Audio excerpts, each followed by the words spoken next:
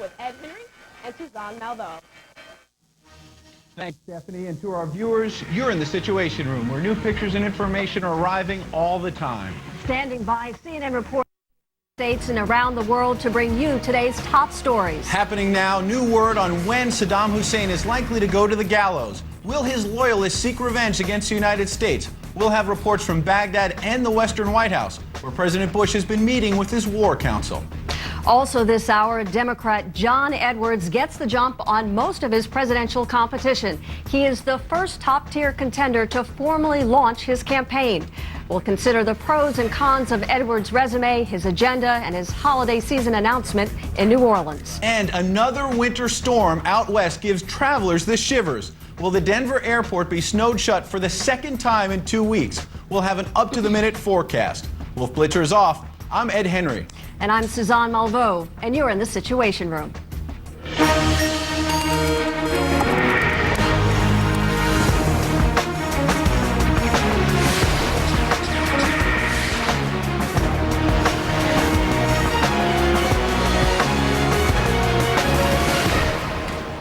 First this hour, the timing of Saddam Hussein's execution and the threat of grave consequences when that day comes. Bush administration officials now are preparing for the ousted Iraqi leader's hanging based on new information they've gotten from the government in Baghdad. President Bush just held Iraq strategy talks with his national security team today. Our White House correspondent Elaine Quijano is with the president in Texas. CNN's Ryan Chilcote is in Baghdad. First to you, Elaine. It seemed like today, for the first time, we got a bit of a timeline from the Bush administration about when this execution may happen.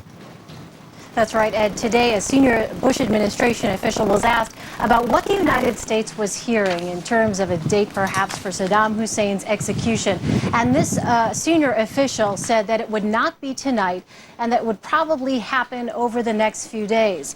Now, this official told reporters that was based on what U.S. officials in Iraq were being told by the Iraqi government, that it could probably be another day or two, most likely. But this official made clear, Ed and Suzanne, that this is a decision being carried out and a process being carried out by the Iraqi government, and cautioned us to check with our sources in Baghdad. Ed and Suzanne? And Ryan, of course, in Baghdad, give us a sense of what you are hearing, whether or not there's a sense of anticipation, fear, excitement from the Iraqi people, and who do you think will be the Iraqi official who will give the news about Saddam Hussein?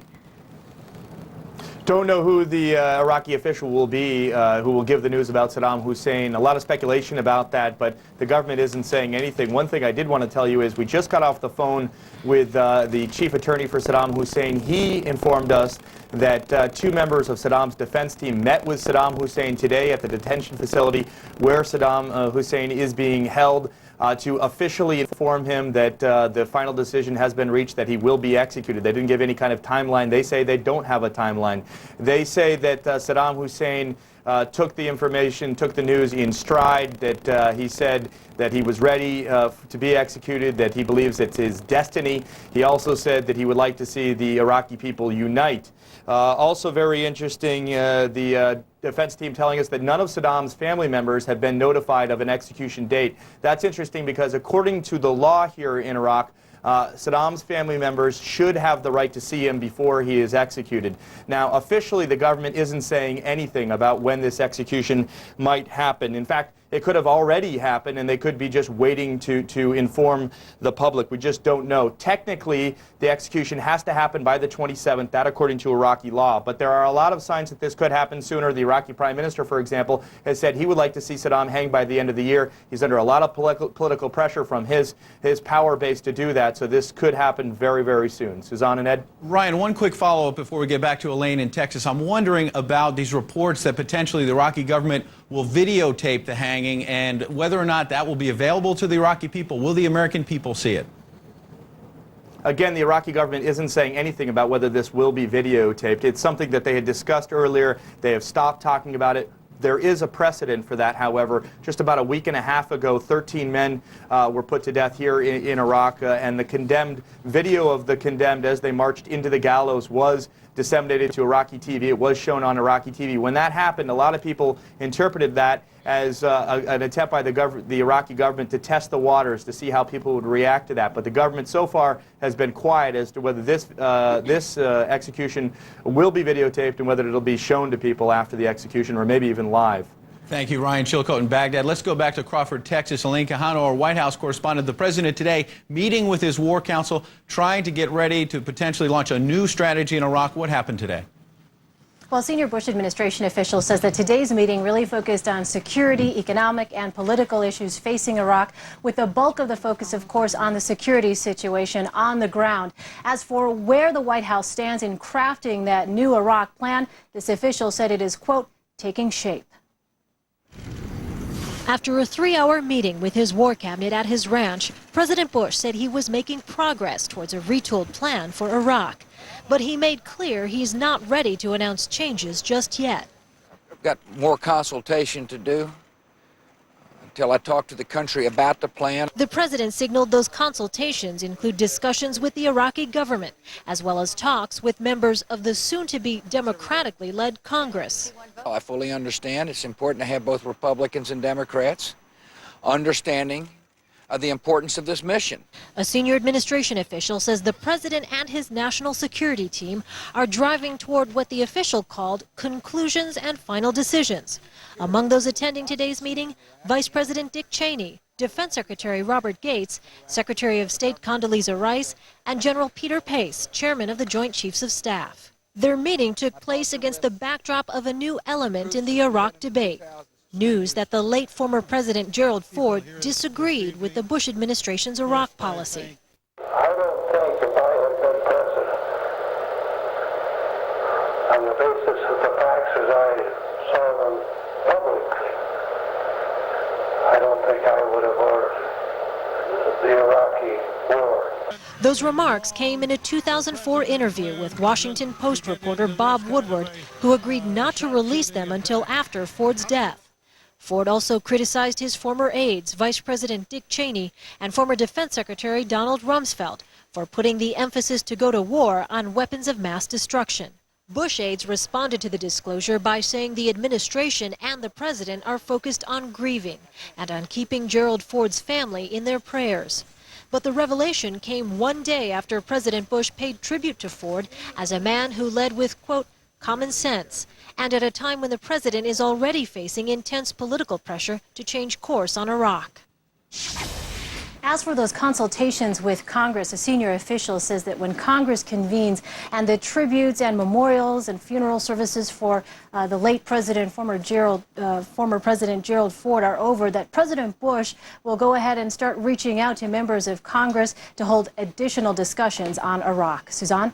And Elaine, with this meeting today, is there any indication the president is any closer to making an announcement?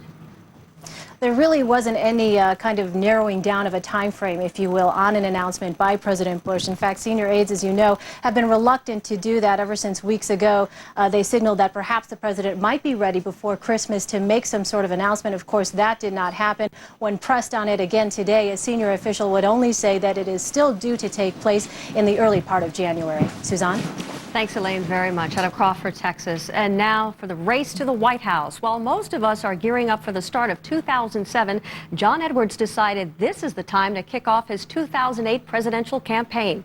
The early announcement was just one way the former senator and vice presidential nominee tried to set himself apart from the soon-to-be crowded Democratic pack. Our Dana Bash is in New Orleans, the backdrop for Edwards' big day, and obviously a lot of excitement there, Dana. That's right, Suzanne. And really what we saw here today was the latest evidence of how the 2008 presidential campaign is on an accelerated timetable and how the early buzz about Barack Obama and Hillary Clinton is having an impact on all Democrats, even those who are well known.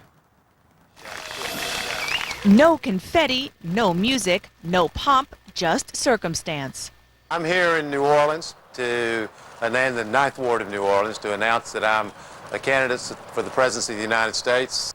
An early and unconventional start to John Edwards' second White House run, using a still hurricane-damaged backdrop for his populist platform.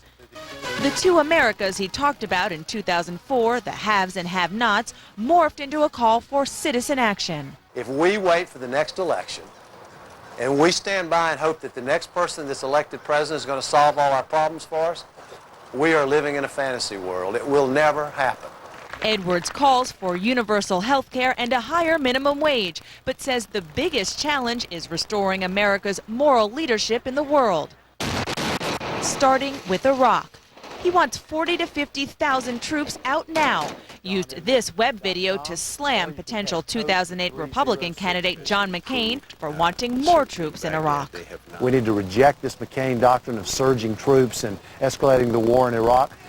In a crowded Democratic field, Edwards is a familiar face. John Kerry's running mate, a son of a mill worker, rags to riches story, and photogenic family.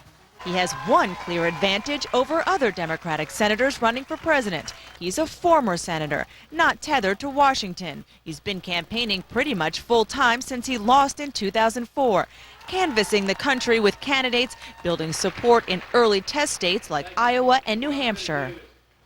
But the one-term senator has challenges. Lingering criticism, he lacks experience to lead a post-9/11 world. He says recent extensive world travel has given him, quote, depth and understanding, and we've had one of the most experienced foreign policy teams in American history. Rumsfeld, Cheney. They've been an absolute disaster by any measure. He also has baggage that comes with being on a losing ticket. What makes you think you can win now when you couldn't two and a half years ago? Well, a lot of things have changed since 2004. Some of it's just aging and maturing, and I've learned and changed like anybody who's evolving the way they should. Edwards has been working hard over the past couple of years to strengthen his ties with organized labor and Democratic activists in key states, and he's also trying to take a page from Howard Dean's 2004 playbook and use the internet, podcasts, web diaries, things like that, blogs, in order to try to gin up grassroots support for his populist platform and also get some much-needed campaign cash. Suzanne. And Dana, what is next on this big announcement tour? Well, you know, he left here, he left New Orleans several hours ago to head off to Iowa. He's going to hit really all 4 of the first primary and caucus states that Democrats have to do well in the beginning of January, end of January, beginning of February 2008. First Iowa, then New Hampshire, then he's going to head off to Nevada. There's an early caucus there, and then South Carolina. But the most important stop will be his first Iowa. Why? Because remember, 2004, it was a fresh-faced John Edwards, really an unknown, who came in second in that First in the Nation caucus. And even his aides, they openly admit, Suzanne, that he's got to place first. They see that really as important. He's got to place first in order for his campaign to continue to be viable. They look at the polls there now, and most of them he is dead even or at least ahead. So that certainly makes them pretty happy. But it is very early. Very early indeed. Thanks very much, Dan. I appreciate that. And of course, a closer look now at where John Edwards stands on some of those top issues. As Dana mentioned, he opposes the war in Iraq. Edwards initially voted in favor of using military force, but now says he was wrong. Edwards also supports abortion rights, and he opposes same-sex marriage, but he also is against a constitutional ban on gay unions. Edwards supports legal status and citizenship for some illegal immigrants. He calls for working with Mexico to better control the border and stop illegal trafficking. Edwards opposes the president's plan for Social Security privatization using individual savings accounts, and he supports eliminating tax cuts for oil companies and the wealthiest Americans. We'll talk with John Edwards about his presidential ambitions tomorrow. He'll be our guest right here in the Situation Room. And thanks to Dana Bash and Elaine Quijano, both part of the best political team on television. And remember, for the latest political news at any time, check out the Political Ticker at cnn.com/ticker. And coming up, a Democrat who will play a powerful role in the future of America's military and the prospects for a withdrawal from Iraq. The incoming chairman of the Senate Armed Services Committee, Carl Levin, is standing by. Also ahead, more on Gerald Ford's complaints about the Bush administration's Iraq policy in our strategy session. Plus, an update on preparations for the former president's state funeral. And we're tracking a new snowstorm out west and whether it will freeze holiday air travel in Denver and beyond. You're in the Situation Room. The Situation Room is brought to you by Head On. Head On, applied directly to the forehead. Head On is available without prescription at your nearest pharmacy. Head On. Apply directly to Head On. Apply directly to the forehead. Head On. Apply. Head On. I hate your commercial, but I love your product. Head On is available without a prescription. New from the makers of Head On. Introducing Activon. Back pain? Activon. Apply directly where it hurts. Activon Backache. In stores now. New from the makers of Head On. Introducing Activon. Arthritis pain? Activon. Apply directly where it hurts. Activon Arthritis. In stores now. If you want to quit smoking, today's your day. Introducing new Commit Cherry Lozenges. Quitting smoking just got a little tastier.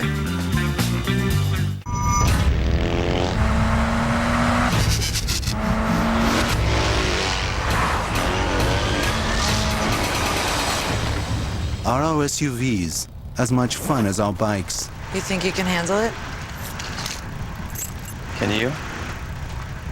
Introducing the all-new Suzuki XL7 midsize crossover SUV. It's going to be a great ride. Get 0% financing on XL7 with no payments till March 07. Offer ends January 2nd. The 360 Insider's Guide to the events that defined the year and results of our poll on what you said was the top story of 2006. A 360 special presentation, AC 365, Unforgettable Stories of 2006. Beginning in January, Intolerance in America, just below the surface. Now, Paula Zahn's bringing everything out in the open. Weeknights 80s. Every Tuesday, one woman is friends with 5 guys. TBS presents a new comedy series about the thin line between love and friendship. You got the girl booty call. Booty calls are not worth it. It's the one thing you learn as you get older. That's the one thing? My Boys, an original comedy series, Tuesdays at 10 on TBS. My Boys on TBS is brought to you locally by Yamaha Motorsports.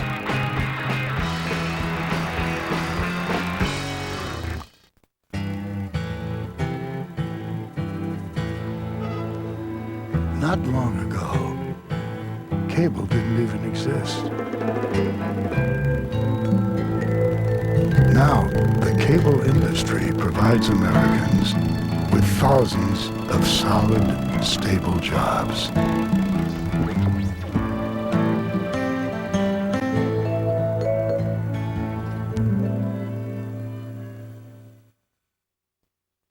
From all of us, thank you and best wishes in 2007. Carol Costello joins us now from New York with a closer look at other stories making news. Good afternoon, Carol. Hello, Ed. We have a breaking story just into the Situation Room to tell you about. There's been an explosion at a house in Monroe Township, New Jersey. Multiple injuries reported now. The blast lifting the house from its foundation and blowing out its walls. We don't know what caused it. Of course, we'll keep our eye on it for you.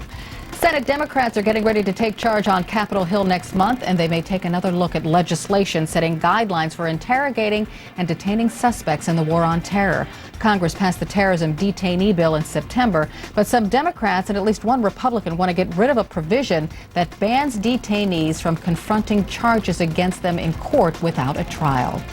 Several top Democratic and Republican senators won't be at Saturday's state funeral for former President Gerald Ford. They're on a pre-scheduled trip to Bolivia, Ecuador, and Peru to meet with those countries' leaders. Incoming Senate Majority Leader Harry Reid is heading that delegation. It includes Democrats Dick Durbin, Kent Conrad, and Ken Salazar, and Republicans Judd Gregg and Robert Bennett.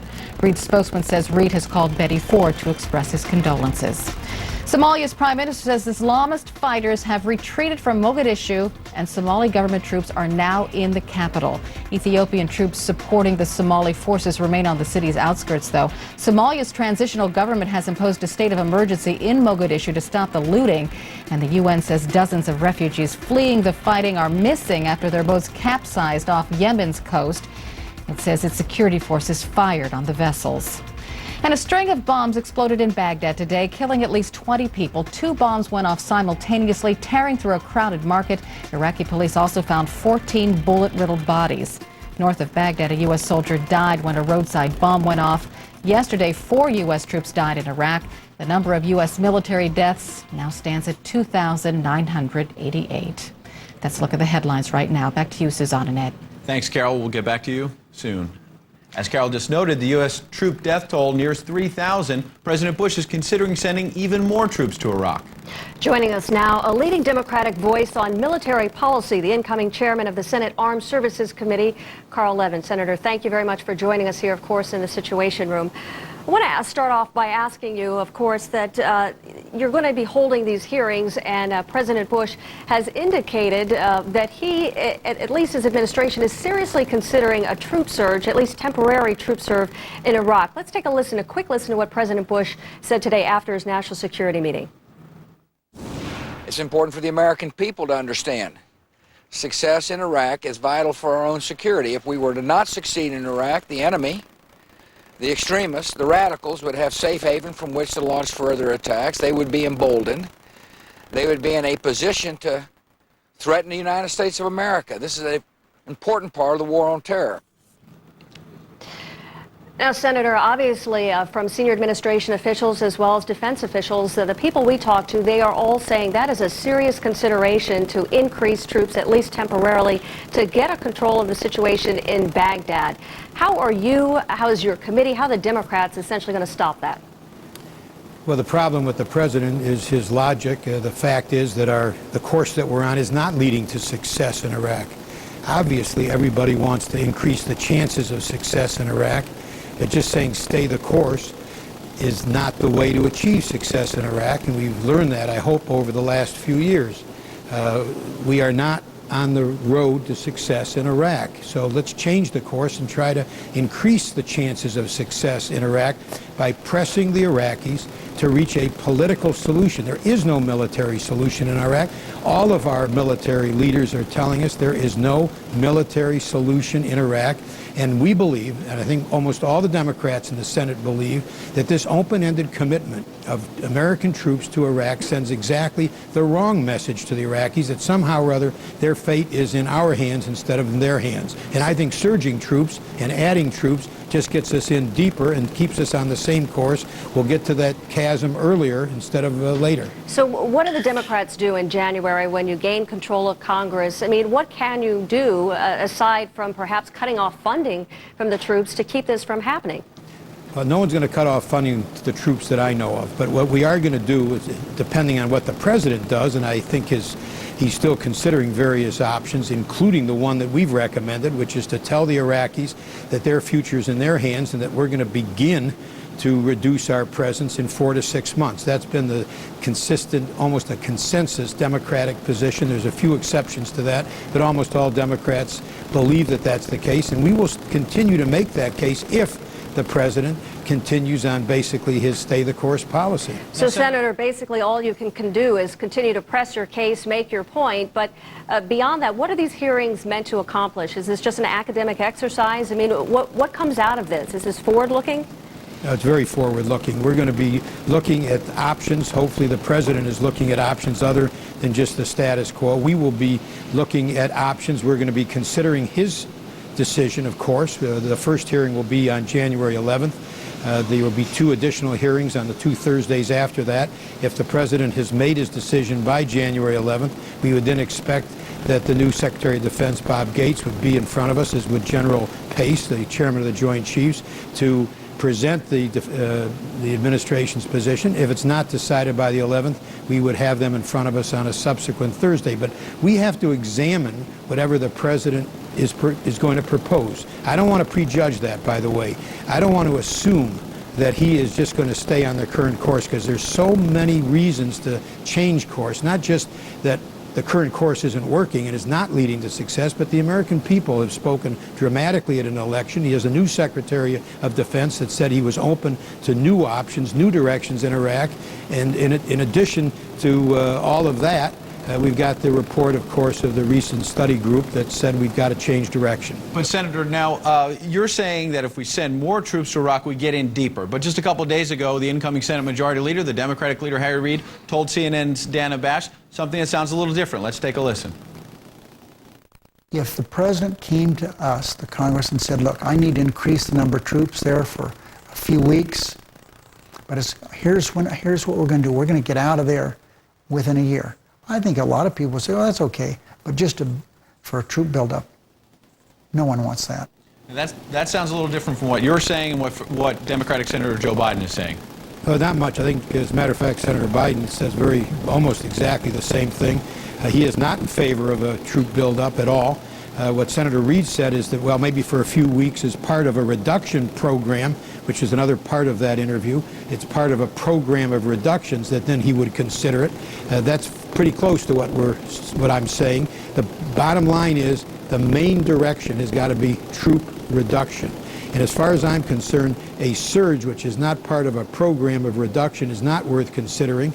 And also, it seems to me that even if the president is going to propose to add troops, he's got to make that conditional upon the Iraqis doing something. The whole problem with our current program and policy is that it is an open-ended obligation. It's an open-ended commitment to the Iraqis. Instead of being conditioned on the Iraqis reaching a political settlement, the president has told the Iraqis, we're going to be there as long as you want us. It's too open-ended, it's too unconditional, it's too much of a blank check. Whatever the president proposes, hopefully will be conditioned on the Iraqis taking critically important political steps. Senator, last question. I have 30 seconds. What do you make? You're from Michigan. That's the home state of the late President Gerald Ford. He's now he gave an interview to Bob Woodward back in 2004, basically coming out against the justification for the war in Iraq. What do you make of those comments, and what do you make of them coming out now after his death, and whether or not that's proper? Well, the comment is obviously significant. I'm not going to comment beyond that. It speaks for itself. But I think during this period of mourning, I am not going to comment further on what that report is, because I'd rather focus on the significance of Jerry Ford's life at this point. Senator Carl Levin, thank you so much for joining us today in the Situation Room. Appreciate your time. Sure. Good being with you. Thank you. The race is on as John Edwards makes it official, but does he have the right stuff? And what makes him a better candidate now than in 2004? And a voice from the grave may be giving President Bush and Vice President Cheney headaches. We'll examine the political implications of the late President Ford's opposition to the war in Iraq. That's in our strategy session. You're in the Situation Room. At Coors, we have a responsibility to help prevent underage drinking. As a parent, I understand that responsibility.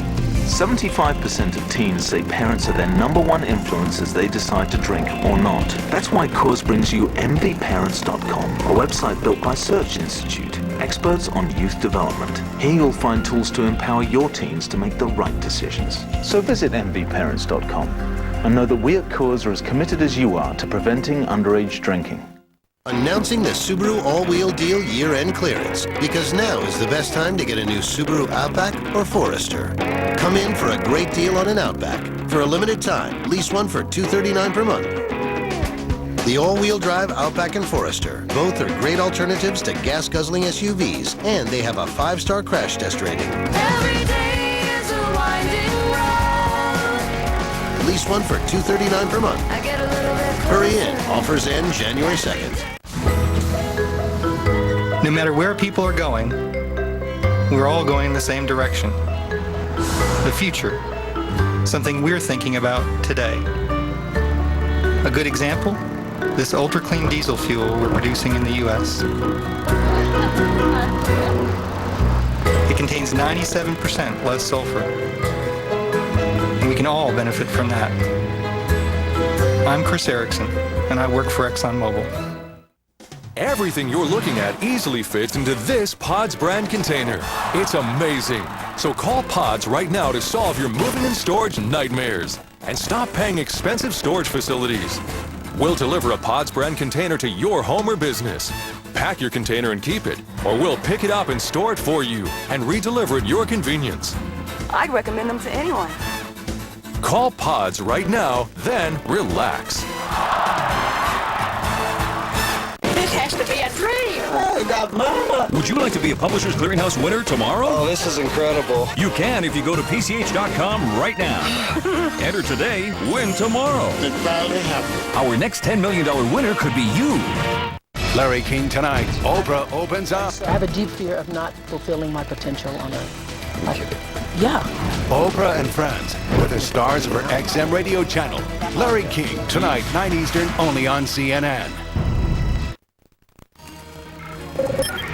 You're in the Situation Room, where new pictures and information are arriving all the time. Happening now, new word that the late President Gerald Ford said he would not have ordered the war in Iraq. In a 2004 interview with journalist Bob Woodward, Ford said the president's justifications for the war were, in his words, quote, a big mistake.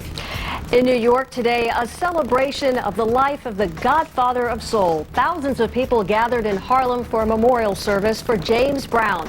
The legendary soul singer's gold casket arrived at the Apollo Theater in style in a horse-drawn carriage. A full report in our next hour. And federal health officials say meat and milk from cloned animals are safe to eat and drink. That draft ruling from the Food and Drug Administration could bring that controversial technology closer to becoming a reality on supermarket shelves. Dr. Sanjay Gupta will give us his prognosis ahead. Wolf Blitzer is off today. I'm Ed Henry. And I'm Suzanne Malveaux, and you're in the Situation Room.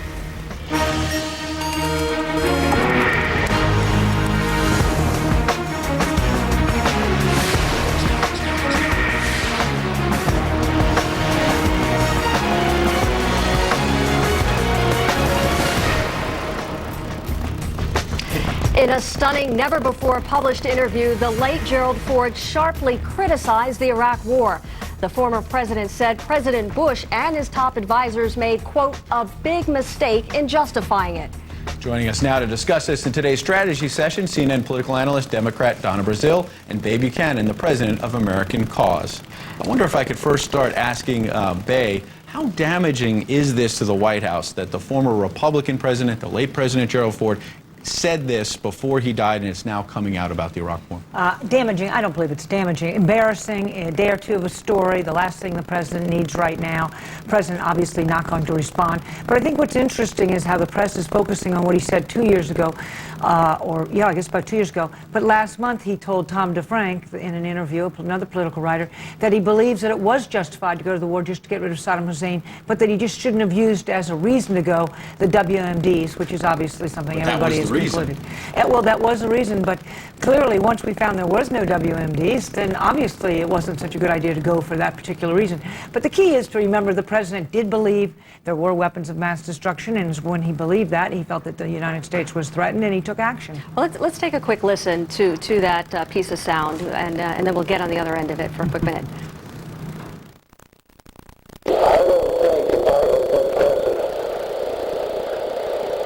On the basis of the facts as I saw them publicly, I don't think I would have ordered the Iraqi war. Now, how appropriate is it for a president, obviously, to disclose this kind of information and to hold on to it? I mean, this is a very costly war in terms of blood and treasure, and yet this news is only coming out now. We only wonder if it would have influenced in some way his protégés, Cheney as well as Rumsfeld, and the kinds of decisions they made in the Iraq War. Donna? Well, look, it's a time-honored tradition for former presidents not to comment on the current occupant until such time as they're all former, I'm sure. But the truth of the matter is, in 2004, there wasn't a lot of debate in this country. Those who opposed the war, somehow or another, were basically being scandalized by saying, you know, you're not patriotic. And so perhaps Mr. Ford thought this was an opportunity to comment on a very important event in history. We decided to invade a country and to allow it to be embargoed until such time that he's not here. I have no problem with people speaking from the grave. As a New Orleanian, it's refreshing. What do you think? Let's turn to the presidential announcement from Senator John Edwards. Today, he makes the announcement in New Orleans. You're from New Orleans. Your family obviously was affected deeply by Hurricane Katrina. What do you think from a strategy perspective about John Edwards launching another presidential campaign and clearly directly using Katrina as a backdrop? Some may say that it's cheap. Others may say it's appropriate because it's such a big issue. Where do you come down on it? Well, in 2004, John Edwards made Two Americas his major campaign theme, but it went largely unheard of. But after Katrina, this resonates with the American people. The American people were shocked and appalled at the situation in New Orleans. 37 million of our fellow citizens live below the poverty line. I believe that John Edwards has an opportunity to not only elevate this issue, but he also wants to talk about access to health care, conserving energy. He's launching a new type of campaign, utilizing the internet and other mediums to get his message out. And starting in January, he will use every month is an opportunity to get people to get involved in helping their fellow citizens. But it's the same old message. I mean, what we heard today from him was that he said it's two Americas, the have and the have-nots. There was even in the New York Post here yesterday, he said a state of denial. He's building a $3.1 million estate in North Carolina while he's campaigning on poverty issues here. Does he have a perception problem that he is perhaps not genuine in his cause? What do you make of that? Well, there's no question he is going to have one. Maybe people won't pay much attention to it, and the other candidates won't comment on it until and if that he should start rising. But it will become a problem. He is a very well-to-do, wealthy man who talks about these two Americas. In fairness to him, he's actually been down in New Orleans really doing work down there, not just using as a backdrop. But I do believe that John Edwards, he wants to be this populist candidate, but even his themes are too lofty for a populist. I'm going to end poverty. I'm going to we're going to introduce moral leadership for the world. Well, those aren't issues that you get and energize people in the grassroots. He has an opportunity, I think, to break through only because of one thing. He's willing to work his head off in Iowa, and I haven't seen his other two contenders Robert Kennedy either. energized the grassroots by using poverty. He was a rich man, but he still was able to energize the grassroots. Are you sure that from a strategy perspective that won't work? Well, you've got to give them something to work with. And just this kind of idea, we're going to end poverty. And these are just too big. I mean, you're going to see him talking about the issues that mean something to the American people today. You're going to see him talking about the war. And then you're going to talk specifics about the economy, maybe jobs. How do we bring jobs back home? It's got to be much more specific than these big kind of lofty ideas in order to make a populist campaign Well, work. I'm glad that somebody's talking about poverty, because too often in our society we leave poor people out of the equation. And I'm grateful to John Edwards, who has spent since 2004 his time talking about this issue across the country. He now heads up the Center for Poverty and Justice down in North Carolina. And I hope he uses his political capital and others use their political capital to raise the level of awareness about poverty in our country. What about the war as an issue? You mentioned war. Let's just wrap there. John Edwards voted for the war in Iraq, now says it was a big mistake. Is that going to backfire for him? I think it hurts him. You know, if all of the candidates, of which there are many in the Democratic field, were people who had voted for the war and now were reversing themselves, as most of them are, that's one thing. But we have somebody in this race, it looks like Obama, who actually was opposed to the war up front. He has a clean record. I believe he's the one that will energize the anti-war movement in this country. I think it takes political courage to admit that you made a mistake. And in John Edwards' case, and in the case of so many other Democrats and Republicans, it takes a tremendous amount of humility to go before the American people and say, you know what, I made a mistake. Sorry, we've run out of time here. Baby Cannon, Donna Brazil, thank you very much for being in the Situation Room. And of course, John Edwards' official announcement that he's running for president came today in New Orleans, but it was the online community that learned first, perhaps even a bit earlier than planned. Our internet reporter Jackie Schechner has that story. Jackie, what actually happened? Well, Suzanne, John Edwards' campaign put this video online last night on YouTube and MySpace. Take a quick listen. And tomorrow morning from this place, I'll announce that I'm a candidate for President of the United States. Now, this video was also online on his new is official presidential campaign website, johnedwards.com. But the Associated Press reported that the site, due to an internet glitch, went live a little early by accident. And we spoke to the campaign today, and they said that they were actually testing the site. Now, if you go online to the John Edwards website, it's a lot of carryover material from his One America Political Action Committee website. Things like his blog community, his podcasts. He's also having a little trouble with this new site, and his campaign tells us it's because they've been overwhelmed with traffic. We found it a little glitchy throughout the day.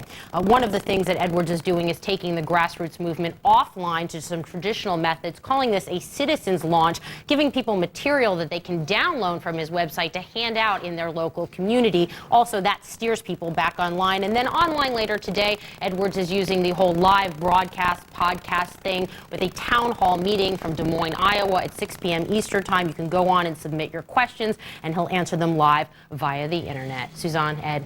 Thanks, Jackie. Up next, a snowy sequel in Denver. Still reeling from a pre-Christmas blizzard. We'll have a live report on the storm and the possible threat to New Year's travelers.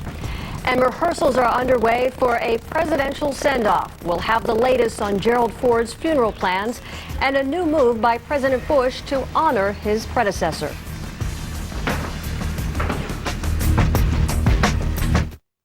There are over 14 million headaches happening in this country today.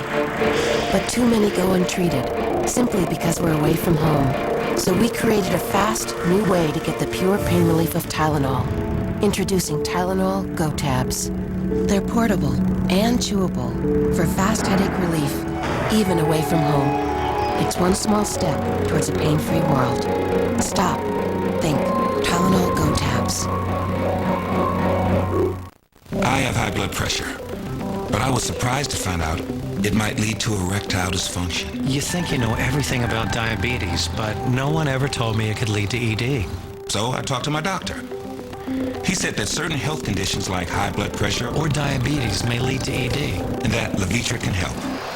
Doctors know Levitra works for men with ED, even those with high blood pressure or diabetes. Levitra is only for men healthy enough for sexual activity. If you have heart problems or are on alpha blocker therapy, talk to your doctor before taking Levitra. Do not take Levitra if you take nitrates for chest pains, as this may cause an unsafe drop in blood pressure. Side effects may include headache, flushing, and stuffy or runny nose. To avoid long-term injury, seek immediate medical help if you experience an erection lasting longer than 4 hours. If you have any sudden decrease in vision, stop taking Levitra and call your doctor right away. Talking to my doctor took a lot off my mind. You should talk to your doctor about Levitra. The more you know about ED, the more you'll want to know about Levitra. When I signed up for Vonage, I was able to keep my phone number, and then when I moved, I was able to take it with me. Call quality is the utmost. It projects my business. And with Vonage, it's perfect. Vonage and reliability, that just kind of goes hand in hand. It's just $24.99 a month for unlimited local and long-distance calling. Vonage is the better way to phone for less. Get 1 month free. Call 1-800-970-7034. Now, Life Alert can also protect you in a fire emergency. Whether it's fire danger, a serious fall, or other type of emergency, Life Alert is there for you. Thanks to Life Alert, you can live alone without ever being alone. And that's why I wear one. All senior citizens should have Life Alert.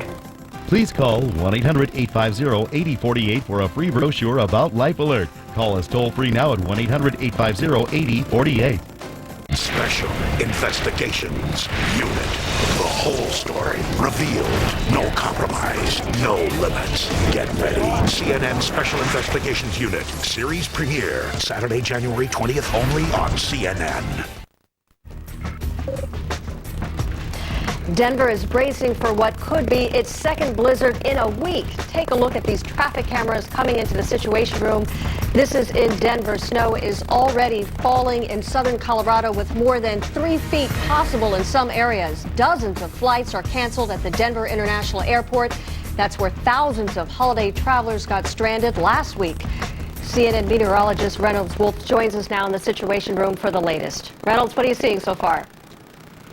We're seeing a lot of white, Suzanne. No question about it. A lot of snowflakes. I know you, the viewers at home, are able to see the snowflakes going from the top to the bottom of your television screen. We're going to be seeing that through much of the afternoon into the evening and overnight as well. What's interesting is the original forecast models. The original plan was that we were going to see anywhere from 10 to 20 inches of snowfall between now through the evening and into tomorrow. The way it now looks that we're still going to see that initial heavy snowfall, but there is the potential of another burst of heavy snow into the weekend, popping up into Saturday, possibly lasting through Sunday and even into early Monday as well. So that being said, we're now looking at the possibility total snowfall from anywhere from 20 to 40 inches of snowfall for the Denver metropolitan area between now and Monday. So yes, it could get pretty rough. You were talking about some traffic cams throughout Denver. Right now, behind me, we've got I-70, and I can tell you that we've seen some snow plows out there. Things are moving smoothly for the time being, but it's just a mathematical equation. We have more snow that begins to build up as we get to the evening hours. No question alone, we're going to have some issues out there. So we're going to watch this for you very carefully. We're going to be with you in the next hour, the hour after that, through the evening, bringing you the very latest. But certainly snowy times here in the Mile High City. Back to you. Many hours. Thank you very much, Reynolds Wolf. That airport is really going to get hit hard. A lot of people going through there for New Year's. Coming up, a live report from California as mourners prepare to pay their respects to the late President Ford. And in the next hour, a former presidential advisor will be live in the Situation Room. We'll get David Gergen's perspective on the late president and the fallout on Ford's opposition to the war in Iraq and the justification for it. You're in the Situation Room. I'm Montel Williams. The Partnership for Prescription Assistance is traveling to all 50 states, making stops to help people pay for their medicine. I was in a lot of pain. I wasn't able to afford my medications, and PPA gave me back my life. This past year, America's pharmaceutical companies gave away more than $5 billion worth of medicines to people in need. It has been a lifesaver for me in more ways than one. If you need help, just call 1-888-4PPA now. The Partnership for Prescription Assistance, on the road to helping you. I'm Ed Rontaler. I'm 101 years old. This house was built in 1930. We've had a lot of trick-or-treaters, many happy Thanksgivings, many happy memories in this house. I wouldn't trade a single day here for anything. Each year, mortgage insurance from Genworth Financial helps thousands of people start building their own futures today by getting into their own homes faster. Genworth Financial. Insurance for living, solutions for life. I need 480 tons of plaster. I need 70 more rolls of paper. All small businesses have one thing in common. They need things. We need to get 6 tickets for Tokyo. We're open to helping meet your needs. That's why there's the new American Express Business Gold Rewards Card. With no preset spending limit, you can get what you need, plus the rewards you deserve in return. By calling 1-800-NOW-OPEN or visiting us online, you can also get automatic discounts on the things you buy most. I need to rent a car every week. I need to ship 42 glass bowls. We'll also show you how easily you can earn 100,000 points in your first year alone. Enough for things like 4 round-trip airline tickets or other rewards. Earn as many points as you can. They never expire. I need a better way to buy what I need. The new American Express Business Gold Rewards Card. Call 1-800-NOW-OPEN or visit open.com/gold for yours, and we'll waive the fee for the first year.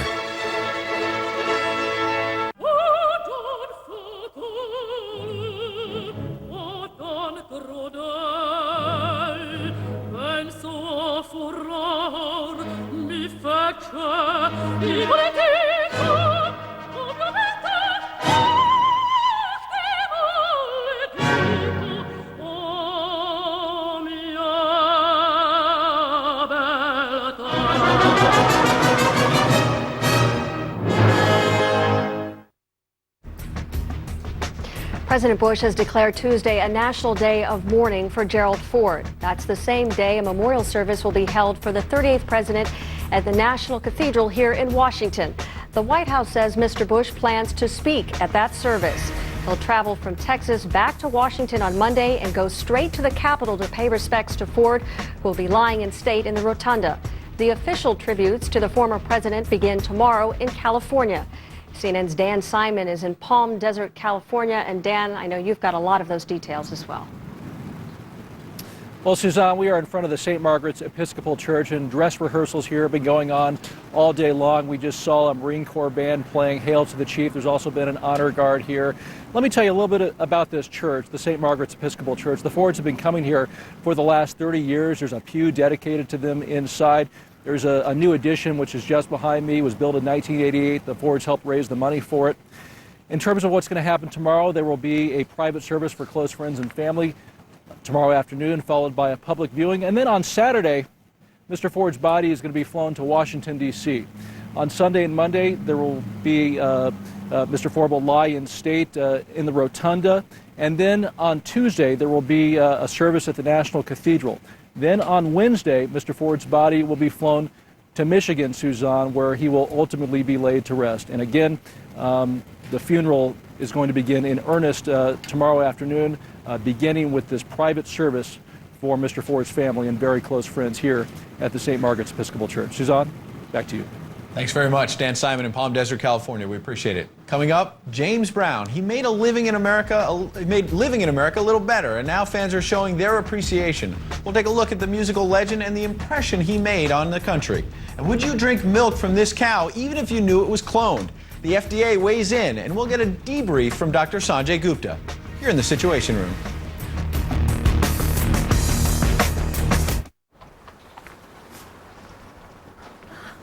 I wonder who it's for. Could be anyone. My favorite color. What a coincidence. I did ask for something shiny. It's that time of year again. when you'll find exceptional values on your favorite Lexus vehicles. Well, I have some things to do inside. Me too. The Lexus December to Remember sales event. Glenn Beck shows you a side of Nancy Grace no one ever sees. For a full hour, she gets personal. Tonight at 7 and 9, only on Headline News Prime. At Town & Country Chevrolet, it's the holiday year-end sale. Now, loaded Tahoes and Suburbans are $9,000 off MSRP, and loaded Chevy Silverado Z71s are $24,960. With great incentives, plus TNC's huge holiday discounts, you'll save thousands. The best prices, selection, and service are waiting for you at TNC Chevy's holiday year-end sale. It's an American revolution. Only at Town & Country Chevrolet in Milwaukee. Drive home happy.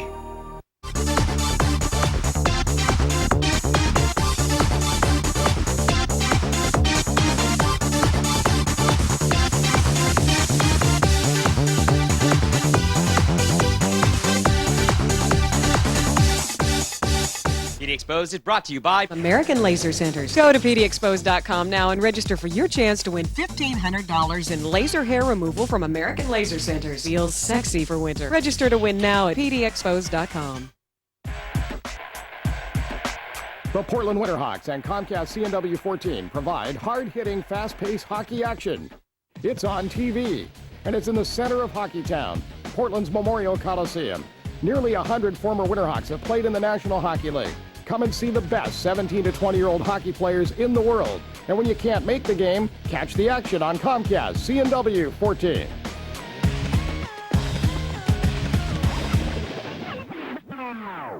So do you have friends in New York? Yeah. What home phone service do you use? Comcast, definitely. I get unlimited calling in the U.S. and Canada. Great local customer service. All my favorite calling features. Voicemail notifies me online. It works on the phones I already have. I got to keep my phone number. And we only pay $33 a month for the whole year. For just $33 a month, Comcast is giving people something to talk about. Call 1-800-COMCAST today. From all of us, happy holidays and best wishes in 2007.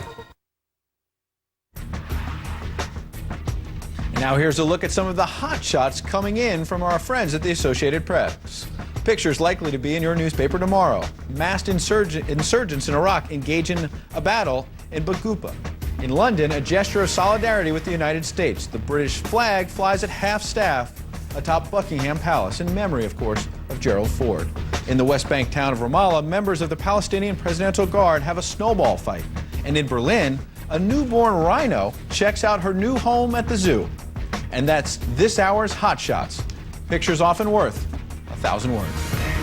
Carol Costello joins us now from New York with a closer look at other stories that are making news at this hour. Carol? Talk about a picture being worth 1,000 words. In New York, thousands of people paying tribute to the godfather of soul, James Brown. See the huge amount of people there? They sang, they cheered, they clapped as a horse-drawn carriage carried his gold casket to Harlem's Apollo Theater for a public viewing. It was an open casket. One by one, mourners are paying final respects to the music legend. Brown made his debut at the Apollo back in 1956. A private funeral ceremony is planned near his hometown of Augusta, Georgia. You may soon see labels saying clone-free at the supermarket. The FDA is giving preliminary approval to the sale of meat or milk from cloned animals and their offspring. Still, that likely won't happen for a few years at least. CNN's Dr. Sanjay Gupta will join us in the next hour for much more on this. And some mixed signals from the real estate market. Sales of existing homes rose 0.6% last month. It's the second monthly increase in a row, but the price of homes sold dropped in November for a fourth straight month. Prices of existing homes are now down more than 3% from a year ago. And along with home sales, consumer confidence is also up. The Conference Board says its consumer confidence index rose nearly 4 points in December. It's now at an 8-month high of 109 points. But the Business Research Group cautions it's too soon to tell if this is a true sign of better times ahead. That's a look at the headlines right now. Back to you, Ed and Suzanne. Thanks, Carol. We'll see you next hour. Still to come, a winter weather alert for Denver. Our online team has tips on how you can track the storm. A live report coming up.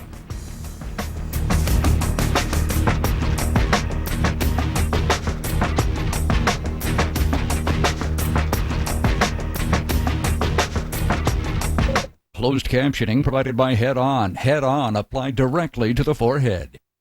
Head On. Apply direct. Head On. Apply directly to your forehead. Head On. Apply. Head On. I can't stand your commercial, but your product is amazing. Head On is available without a prescription. Can't believe it. Would you like to win $10 million from Publishers Clearinghouse? Oh, yeah! Go to PCH.com at once. Or enter by mail, and our next $10 million winner could be you. Stop paying too much for phone service. Switch to Vonage and you'll save up to 50% on your phone bill. You'll get unlimited local and long distance, voicemail, caller ID, call waiting, all for just $24.99 a month. Plus 1 month free. Vonage, leading the internet phone revolution. Fantastic. Quality. Wow. Thanks to the latest Bose technology, it is now possible to have for the first time the same noise reduction benefits in on-ear headphones as we achieved in the award-winning Quiet Comfort 2 around-ear headphones. And now you can choose your preferred style, QC2 or the new QC3 headphones. Wear them when you fly to experience less noise at the flick of a switch. And create your own private sanctuary. Originally designed for planes, owners tell us about other uses, less distraction at work, to unwind after a hectic day, or to find your own space. Sound quality is fantastic. Peace. Order QC2s or the new smaller QC3 headphones. Try them risk-free for 30 days. Order by January 31st for a free MP3 player, and you can make 12 easy payments. Quiet Comfort headphones. Hear the difference Bose technology makes. Right now, we'll give you top quality vitamins and supplements for just 89 cents. That's right, just 89 cents. These, essential for a healthy heart. These, for joint support. These, to help your memory. Or any of these.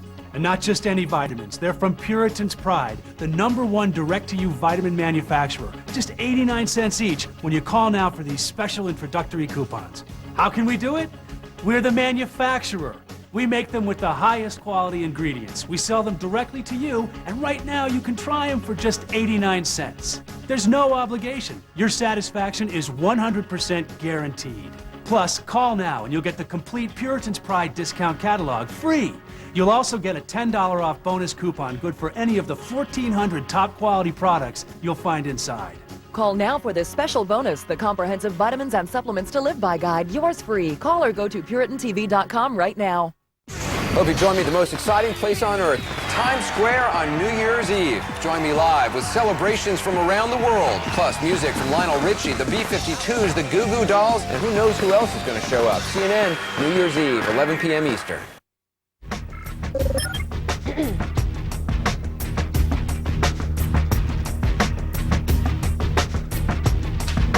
Let's turn back to that looming winter storm in Denver. With 3 feet of snow possible in some areas of Colorado, the Department of Transportation and the Denver International Airport are taking steps to brace for difficult travel. Jackie Schechner is standing by with some of the best ways to stay posted online. Jackie, what do you have so far? Well, Suzanne, the Colorado Department of Transportation website is pretty well done. They have a traffic map with all of their webcams online where you can see for yourself what it looks like if you dare to venture out of the house when this winter storm on its way. This is from I-70 in Denver at 6th and Kipling. There's another one here for you in Idaho Springs. This is I-70 East. You can see where the snow is starting to cover the ground. Some of the roads seem to be pretty well plowed so far. They're also having real-time updates to tell you what exactly has delays and what exactly has been closed. Now, the FAA also taking a look at the weather. This is their live delay tracking map. You can get an idea of what you're looking at when you head out to the airport. You can see Denver right here in green in the middle of the map. That means that there's no real delays at this point. The only delays we are seeing on the map right now are out in Las Vegas. That is weather related, assuming as the storm moves east. Now, what they are doing at the Denver International Airport is allowing people to get on earlier flights at no cost in anticipation of the storm. And they say that at least 55 flights have already been canceled. If you want to track the movement of the storm online, you can do that from the National Weather Service. They've got all of the radar information for you there. You can do it right from your desktop at home. Suzanne, Ed. And Jackie will be keeping a close eye on that. And to our viewers, you're in the Situation Room, where new pictures and information are arriving all the time. Standing by, CNN reporters across the United States and around the world to bring you today's top stories. Happening now, a condemned man waits to die. Saddam Hussein now knows he'll be executed. And one Bush administration official hints when that might happen. And President Bush says he's getting closer to a plan for Iraq, but is not quite there yet. This comes amid a new and scathing revelation regarding Iraq that comes from the late Gerald Ford. And even in death, he's a showstopper. It's 5 p.m. in New York, where friends and fans pack the streets to pay respects to the godfather of soul, James Brown. Wolf Blitzer is off today. I'm Suzanne Malveaux. And I'm Ed Henry. You're in the Situation Room.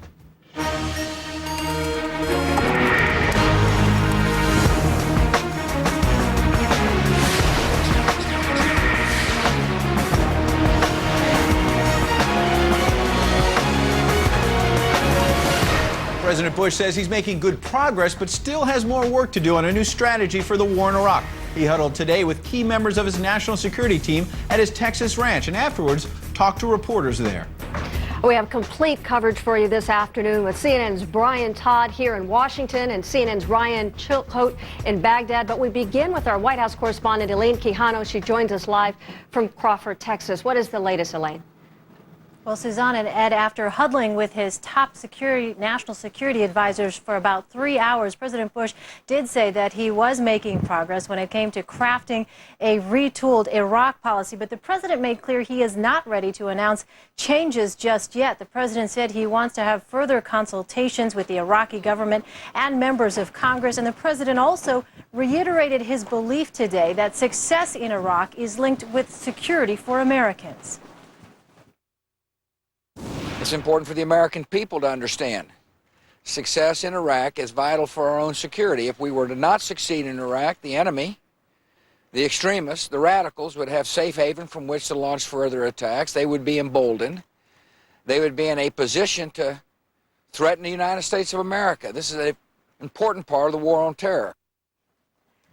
As for when President Bush might announce changes to Iraq policy, that is still expected to take place in the early part of January. Now, also today, a senior Bush administration official commented after being asked about what the United States was hearing as far as Saddam Hussein's execution date. Well, this official said, based on what the U.S. was hearing from Iraqi officials on the ground in Iraq itself, that in fact it would not happen tonight, but would likely be within the next few days. Now, this official was very cautious, though, and made clear that this was a decision and a process being carried out by the Iraqi government, and cautioned us, saying that we needed to check with our sources as well in Baghdad. Suzanne and Ed? Elaine, I wonder as well, what is the administration saying there about what some are saying about Ba'athist violence in Baghdad, and whether that may be sparked by the execution of Saddam?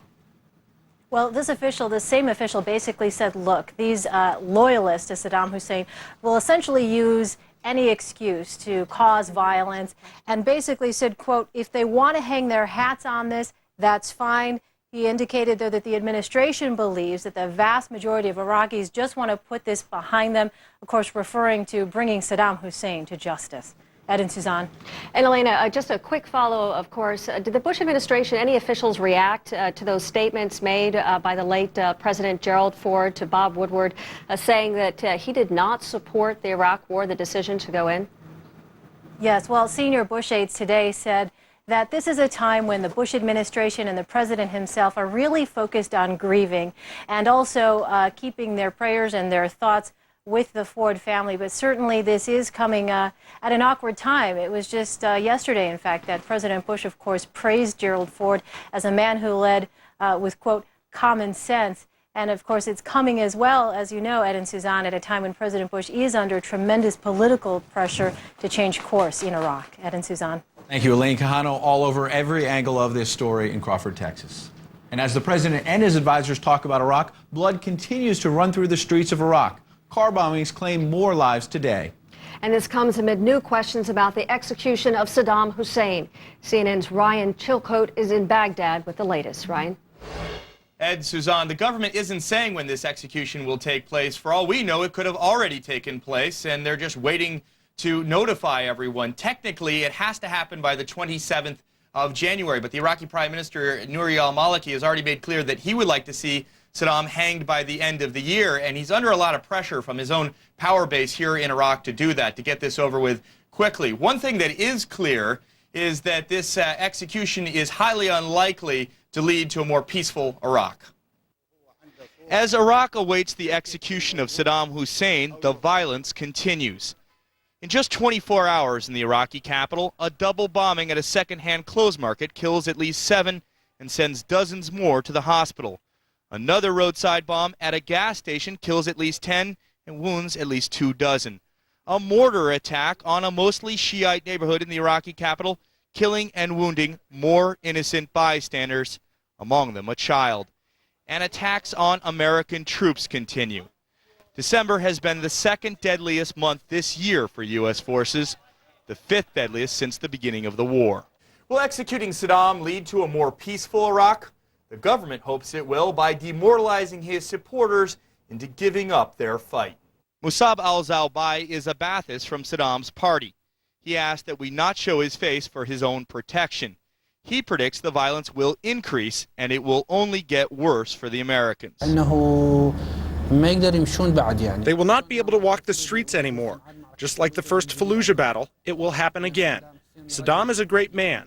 They will lose, we will lose, the whole world will lose if Saddam dies. Many loyalists say that the fight has been going on without Saddam since he was captured more than 3 years ago and will continue after his death. But Saddam's supporters only make up one part of the insurgency. In Baquba, some extremists who want to build an Islamic State in Iraq took to the streets in a show of force. For them, Saddam never mattered. The chaos will continue, and only a complete American withdrawal will do. Now, we just heard from one of Saddam's attorneys that 2 members of Saddam's defense team met with Saddam Hussein today at the detention facility where he's being held and informed him that the final decision has been reached that he will be executed. They say that Saddam took the news in stride and that he said that he believes that this is his destiny. He also said that he hopes for unity among the Iraqi people. One other thing the defense attorney told us, he said that none of Saddam's family members have been notified of an execution date. That's something that's required by Iraqi law. According to Iraqi law, family members, Saddam's family members, are supposed to be given the right to see him before the execution. Suzanne? Thanks. We'll be keeping a close eye on that. And this note on the execution, Saddam Hussein reportedly has passed on personal messages to his family after meeting with 2 of his half-brothers today. That's from a defense lawyer, according to the Associated Press. Both Hussein brothers are in U.S. custody. The AP reports that Hussein requested the meeting, which took place inside his prison cell. As the nation mourns the death of former President Gerald Ford, we're now learning he strongly disagreed with President Bush on the war in Iraq. And in a never-before-published interview, he bluntly called the administration's justification a big mistake. CNN's Brian Todd joins us now more with the latest. Brian? Suzanne, Ed, an extraordinary sequence in Gerald Ford's story. We now find out that nearly 2.5 years before his death, Ford cut a deal with Washington's most powerful journalist, telling Bob Woodward of the Washington Post, "You cannot print what I'm saying until after my death." Gerald Ford posthumously takes aim at his fellow Republicans in the White House and the war they started. Ford's frustration targets President Bush and 2 of his own former aides, pictured here with him in 1975. I think Rumsfeld, Cheney, and the president made a big mistake in justifying going into the war in Iraq. They put the emphasis on weapons of mass destruction. During the July 2004 interview, Ford tells Bob Woodward he wouldn't have ordered the invasion, would have tried sanctions or other means. The body language was one of consternation, unease. Here is this very seasoned, experienced politician, and he just did not buy the Iraq war. But Ford has a broader problem with Bush's foreign policy. And I just don't think we should go hellfire damnation around the globe freeing people unless it is directly related to our own national security. Ford, a moderate in his day, also wonders aloud about Dick Cheney's perceived ideological shift. Cheney, he says, was a first-class chief of staff, but I think Cheney has become more pugnacious as vice president.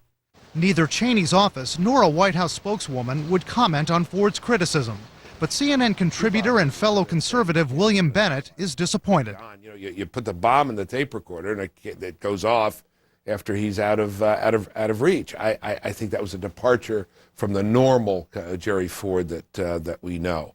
Still, one historian says the release of this after Ford's death carries what he calls tremendous gravity.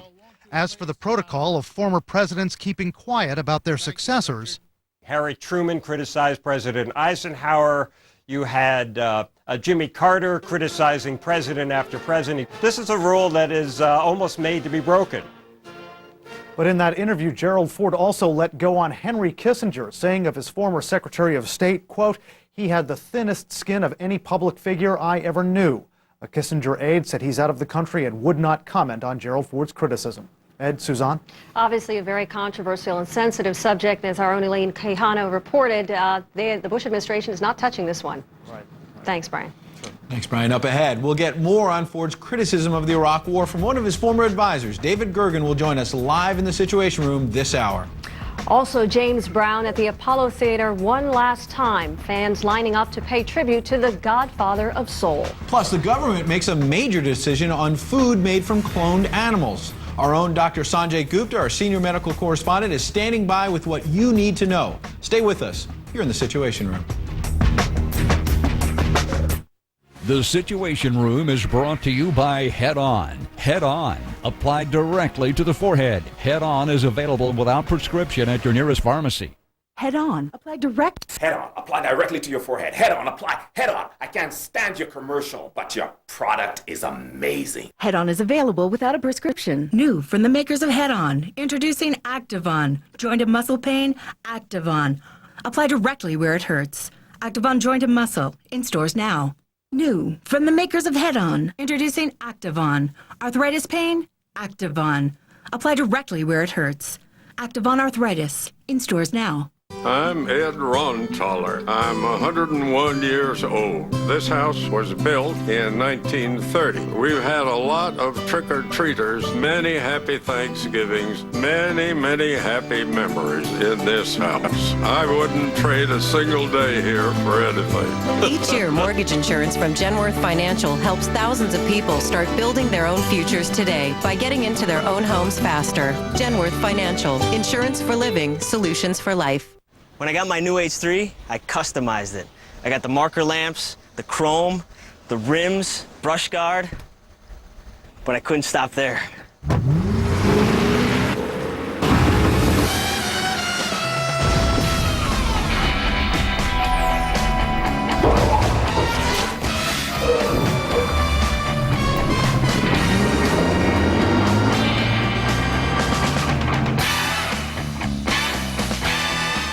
Macy's After Christmas Mattress Sale. Enjoy the lowest prices of the season. Sealy Posturepedic Medium Firm Queen 2-piece set at $387. And pay no interest for 12 months when you use your Macy's card. Shop Macy's After Christmas Mattress Sale or call 1-800-MACY-BED.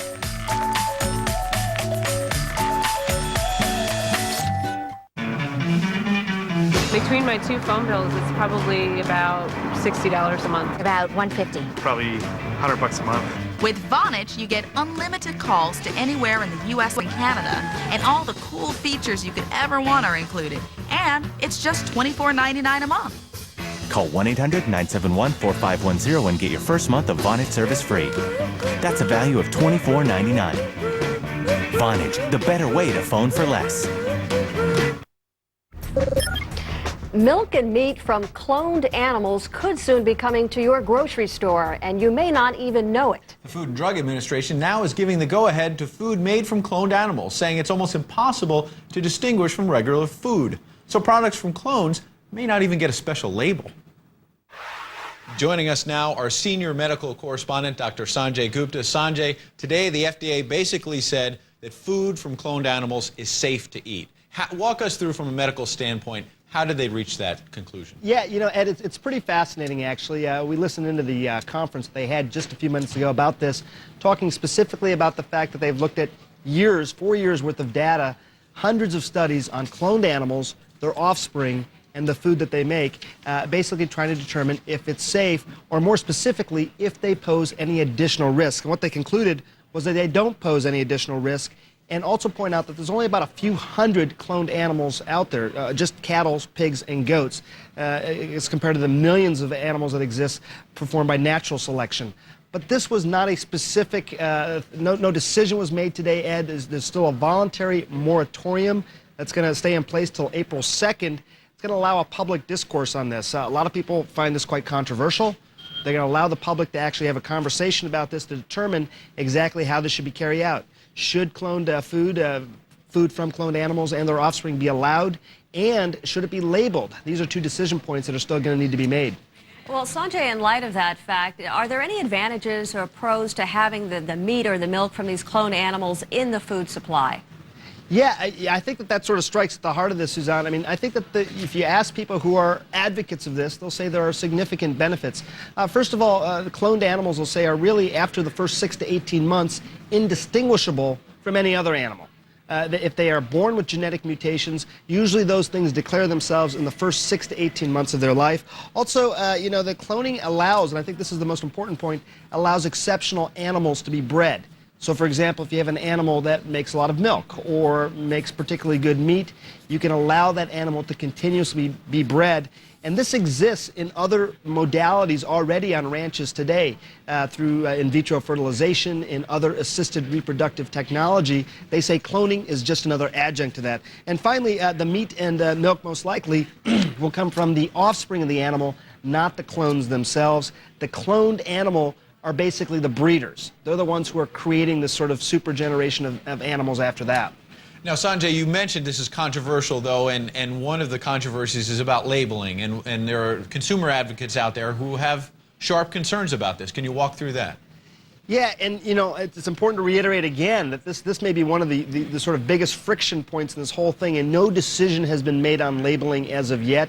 Although, listening again just a little bit ago to the conference, they talked specifically about the idea that it's unlikely that there will be labeling on this. Let me tell you a couple of things. First of all, there are specific concerns. They say that the food has not been tested in humans. Sure, there's been a lot of studies on the safety of the animals and the safety of the food, but it actually hasn't been given to humans in large quantities, and it's only 4 years worth of data. Maybe that's not enough. Also, cloned animals often are born sick or deformed, and that's obviously of concern to people who might eat the offspring of those animals. As far as the labeling goes itself, you know, some people believe, look, you put an inherent bias against the food if you label it as cloned. Somehow you're making a statement that, well, it's cloned and therefore it's different. The FDA, at least in their recommendations today, are saying there really is no difference in safety. There's no increase in risk from cloned animals, so why label it? But you're exactly right, Ed. It's bound to be a friction point over the next few months. And Sanjay, just to be clear, we're not actually going to be seeing any of these kind of food products in the food chain at our markets anytime soon. This is a debate that is continuing. Exactly right. And this is sort of a fascinating way of handling this as well. What they've done is they say over the next few months, they're going to allow a public discourse. There's going to be a moratorium, so you're right. You won't see these cloned food products or offspring cloned food products on your shelves in your grocery stores for some time. They're going to allow people to discuss this and make some recommendations probably in April as to how to proceed. Dr. Sanjay Gupta, Senior Medical Correspondent in the Situation Room, thanks so much for joining us, Sanjay. Thank you. And coming up, we're now learning the late President Ford felt invading Iraq was a big mistake. We'll get more from his former advisor, David Gergen. And Somalia's capital in chaos as government troops advance and Islamic fighters retreat. We'll take you there. Stay with us. You're in the Situation Room. The 360 Insider's Guide to the events that define the year and results of our poll on what you said was the top story of 2006. A 360 special presentation, AC 365, Unforgettable Stories of 2006.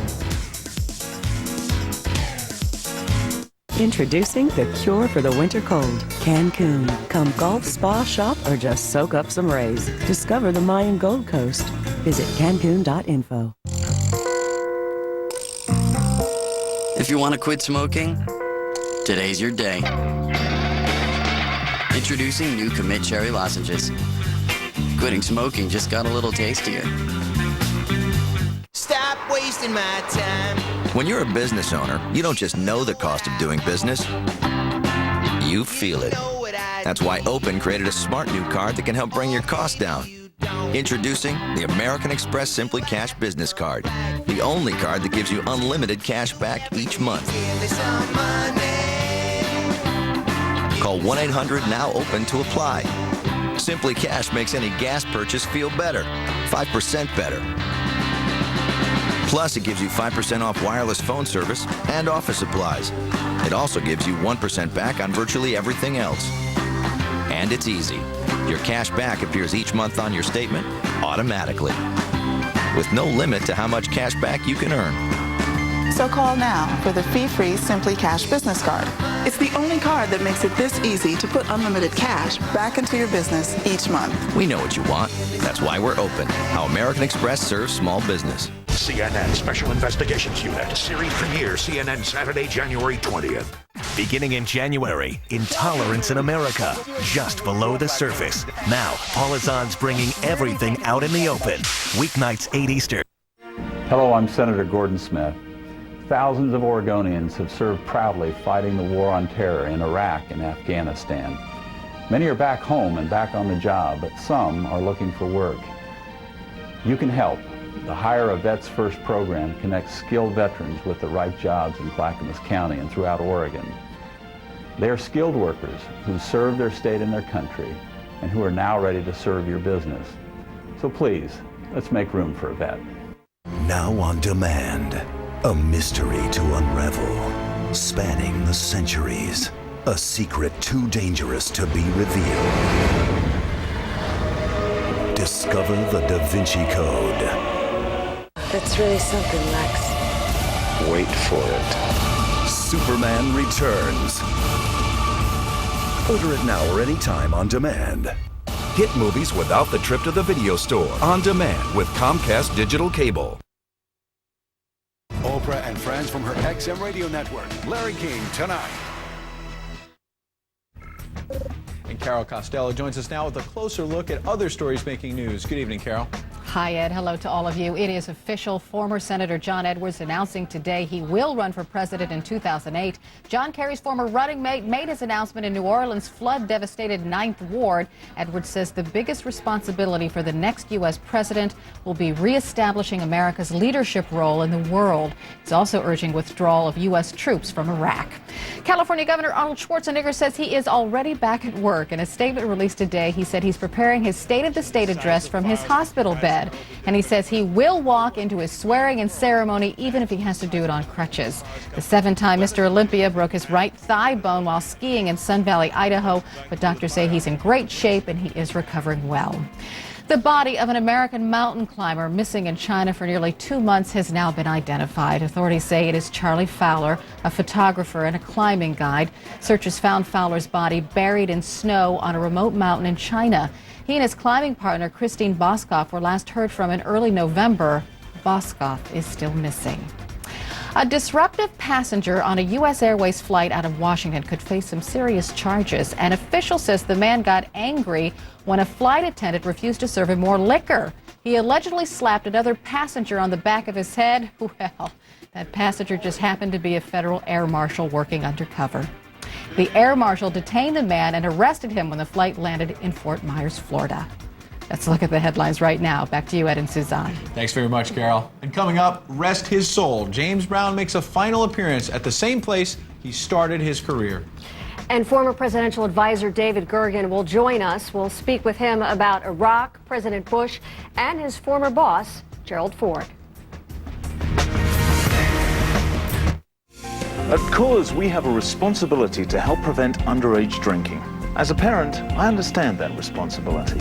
75% of teens say parents are their #1 influence as they decide to drink or not. That's why Coors brings you MVParents.com, a website built by Search Institute, experts on youth development. Here you'll find tools to empower your teens to make the right decisions. So visit MVParents.com and know that we at Coors are as committed as you are to preventing underage drinking.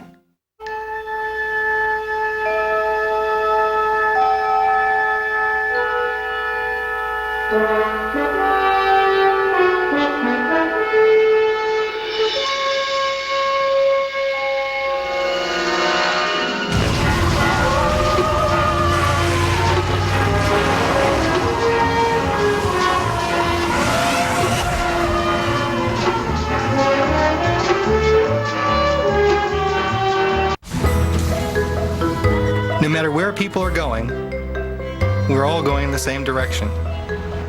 The future, something we're thinking about today. A good example, this ultra-clean diesel fuel we're producing in the U.S. It contains 97% less sulfur. And we can all benefit from that. I'm Chris Erickson, and I work for ExxonMobil.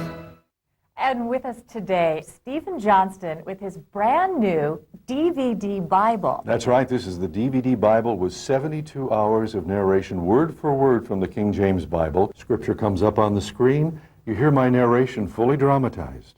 God said, "Let there be light." It's perfect for Bible study. With the touch of your remote, you can go to chapter and book. It's easy. Most audio Bibles come on CDs with no pictures, no scripture on the screen, and they cost as much as $100. But today, you get the entire King James Bible, both Old and New Testament, for just $29.95. There's a tour of the Holy Land, gallery of photos with all its rich history. When you order now, you get the Children's Bible Favorites free. Order your DVD Bible right now. To order your DVD Bible, both the Old and New Testament, call 1-800-306-5300. That's 1-800-306-5300. Don't delay. Call now at 1-800-306-5300. The 360 Insider's Guide to the events that defined the year and results of our poll on what you said was the top story of 2006. A 360 special presentation, AC 365, Unforgettable Stories of 2006. You're in the Situation Room, where new pictures and information are arriving all the time. Happening now, a senior Bush administration official now saying Saddam Hussein could be executed within a couple of days. And a condemned former dictator reportedly meeting with family members and said to be prepared to meet his fate. Also, the late former President Gerald Ford, strongly critical of the war in Iraq. In a never-before-published interview, his former advisor David Gergen is standing by to talk with us about it. And a massive outpouring of emotion as fans flood New York's Apollo Theater, where the body of James Brown is lying in repose this afternoon. We'll show you the tributes to the late godfather of soul. I'm Suzanne Malveaux. And I'm Ed Henry. Wolf Blitzer is off today. You're in the Situation Room.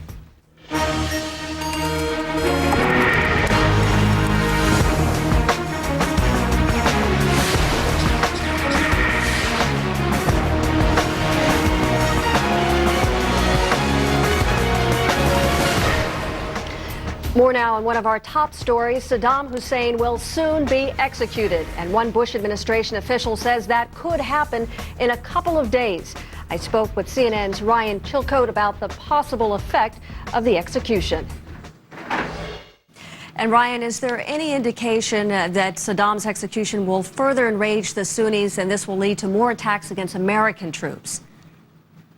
It is possible. A lot of Sunnis blame the Americans for backing the government here in Iraq, and they blame the government. They believe that the government is a Shiite-led government that is pursuing a Shiite agenda, a sectarian agenda, and that Saddam Hussein is really just a victim in this government that is seeking revenge. And a lot of the Iraqis, a lot of the Sunnis, they blame the government of Iraq for not doing enough to protect them. They believe that this Shiite-led government really is out to get them, and that the Americans are supporting them. So it is possible that this could lead to more violence, both for in terms of insurgent attacks against the government and against American troops. Now, Ryan, there have been reports that the Iraqi government will videotape the execution of Saddam Hussein. Is there any sense there on the ground about whether the Iraqi people or the American people will ever see this videotape?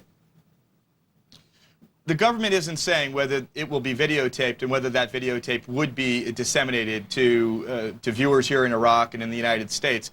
There is a precedent for that. Just about a week and a half ago, a group of 13 men were executed, and we did get some video from the gallows of those 13 condemned men being led into the gallows right up to the moment where they were hanged. That part was not shown, and there was the thinking at that time was that perhaps this is the Iraqi government testing the waters, trying to gauge reaction. What we do know for sure is that the Iraqi government would like to do that. I think they feel that it's important to show the people of Iraq that indeed they have executed Saddam, so there aren't any conspiracy theories. And there is also this feeling that they would like to give people justice, people who suffered under Saddam, the right to, they would like to give them the ability to see Saddam himself be hanged. So the government so far isn't saying. Ed? Some fascinating details that still need to play out. Thank you, Ryan Chilcolt from Baghdad. And as we told you at the top, President Bush has been meeting with his national security team as he tries to come up with a new Iraq strategy. Mr. Bush says he is making good progress, but still needs further consultations. This as we learned that the late President Ford had strong reservations about the Iraq War. David Gergen is a former advisor to 4 different presidents, including Gerald Ford. He joins us now from Seattle. Welcome, David. Thank you. We appreciate you being with us. And I want to first get to those comments. Gerald Ford made them in 2004 to Bob Woodward from the Washington Post. Let's take a listen to one thing he said. I think Rumsfeld, Cheney, and the president made a big mistake in justifying going into the war in Iraq. They put the emphasis on weapons of mass destruction. Now, specifically, Gerald Ford there pointing out Rumsfeld and Cheney, 2 of his former aides you worked with in the Ford White House, that they made a big mistake here. How damaging do you think this is to the White House coming out now, given especially the awkward timing of this?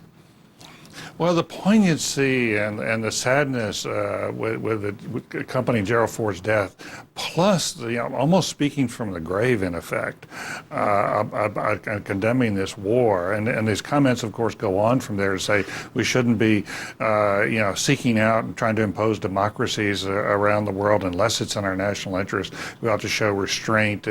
He says, in addition, that Dick Cheney has sort of caught the fever, as Colin Powell once said about the vice president with regard to Iraq. These are pretty tough comments, and they were made, remember, a long time ago, 2004, much earlier than the time when most of the country turned against the war. So I think this is damaging. I think it complicates the President Bush's efforts to, as soon as this funeral process is over, President Bush clearly is itching to go to the country and present his plans for Iraq, and now he's got this shadow cast by Gerald Ford, in addition to all the other shadows from the Baker Hamilton Commission and the public rebuke that he got in the elections in November. He's got a very, very big hill to climb now to convince people that he's on the right new course. Well, David, considering that many past presidents, of course, following protocol, have a policy not to criticize the one that is currently in office, do you think this was a different case, a different scenario, considering the casualties, the cost of the Iraq War? Do you think that Gerald Ford should have spoken out? Did he have an obligation or responsibility to basically speak his mind? You mean way back when? Yeah, sure. You've spoken out back in 2004. Well, I think the one thing we have to be careful about is here that he spoke out in 2004 with the understanding it wouldn't be published for some time after his death or until Bob Woodward wrote a book. And he couldn't have known then that it would come out at a particularly fateful and awkward moment for President Bush, when the president was very low in the polls, and this is, therefore the damage is much more intense than had it come out, say, in 2005 or even 2004 when the president was riding higher in public opinion. So, I'm sure he didn't want to hurt President Bush. He does respect George W. Bush. He obviously respects the father. And remember, he appointed the father to go out to the CIA, and he was a big fan of the father's big fan of the Bush family. So and this is not personal. In fact, as you know, he had a wonderful relationship with Don Rumsfeld and Dick Cheney. He thought Dick Cheney was a first-class chief of staff, as he said. What he did believe was that President Ford, in this was classic Ford statement. He puts the country first. He puts it above his personal relationships. He retains the friendships, but says, hey, look, guys, this is just wrong.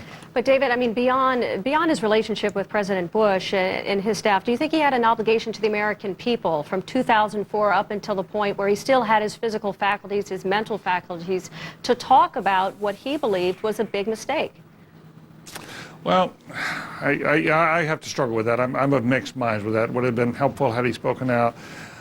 Sure, but there is a fraternity among ex-presidents that they try not to micromanage their successors. It's sort of regarded as bad form to do that, and I'm not sure that he would feel that it's his personal responsibility. And I have to say, particularly just after President Ford's death, and we're all saluting him as we should, I don't want to wander in and sort of take a shot at him for doing that. I don't for not speaking up. Look, I think he left many contributions to this country, and I'd like to leave it there. And David, just to wrap it up now, to bring it Sure. and push it forward a bit, to President Bush, we all know that at the beginning of next month, President Bush is expected to give a big speech in January, laying out a new strategy in Iraq, given the Ford comments, but given the other factors you mentioned, like the election, Baker Hamilton report, etc. What does the president need to accomplish in this speech? I don't think he can convince the country right now to rally to the war in Iraq. I think what he can possibly do is buy time and a little more patience, give me a little more time. But time is clearly against him. It's running out rapidly. And I think that Joe Biden's comments yesterday against a surge in troops indicate he's going to have a real fight on his hands if he calls for a surge in troops, which looks now as if it's the leading option. And he's clearly rejected the idea of talking to Iran, rejected the idea of talking to Syria. He's rejected all of the underlying major premises of Baker Hamilton. So I think he's going to have a fight on his hands. There's going to be a very divided country after he completes it, and his hope has to be that he can somehow have enough time politically with the Congress, with the public. But given those challenges, and when you say he needs to try to stall for more time, essentially, he's tried to do that before. What would you tell him? He's been successful about stalling for time. But what would you tell him about a troop surge? Should he do that or not? Some think he'd be doubling down, and that it could get the U.S. in deeper, and it could make the situation worse. What would you advise him? I've been in favor for a long time of sending more troops in, but it's very late now, and I think the hour is probably past. But the only way you can do it now is to accompany it by some very tough steps on the economic side and on the political side with the Maliki government, and with the assurances of the military that they're going to get more troops, that this is not going to break the back of the army. I don't think you can go forward in any other way, and to do that, just to put more troops in is folly. It has to be accompanied by reforms on the part of the Iraqi government, and frankly, we ought to be very time limited. We can't sit here just for month after month after month, leaving our troops there sitting ducks. The casualty numbers this month in Iraq are going to be one of the highest of this year, and the mess is deepening in Iraq. We've taken our attention off it a little bit in the last few days here in America with the death of President Ford and other events, but in Iraq, it's a deeper mess now than it was 3 weeks ago. David Gergen, advisor to 4 presidents, including the late Gerald Ford. Thank you so much for joining us in the Situation Room. Thank you. Good luck. Bye. And up ahead, paying respects to the Godfather. Right now in New York, praise and prayers for James Brown. We'll take you there. Also, a state of emergency in Somalia. Ethiopian and Somalian forces continue to battle Islamist fighters in Somalia. We'll have the latest. I'm Montel Williams. The Partnership for Prescription Assistance is traveling to all 50 states, making stops to help people pay for their medicine. I was in a lot of pain. I wasn't able to afford my medications, and PPA gave me back my life. This past year, America's pharmaceutical companies gave away more than $5 billion worth of medicines to people in need. It has been a lifesaver for me in more ways than one. If you need help, just call 1-888-4PPA now. The Partnership for Prescription Assistance, on the road to helping you.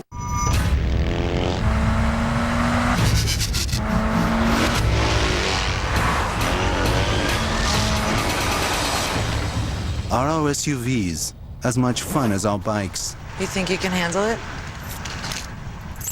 Can you? Introducing the all-new Suzuki XL7 midsize crossover SUV. It's going to be a great ride. Get 0% financing on XL7 with no payments till March 07. Offer ends January 2nd. You've just won $10 million from Publishers Clearinghouse. Unbelievable.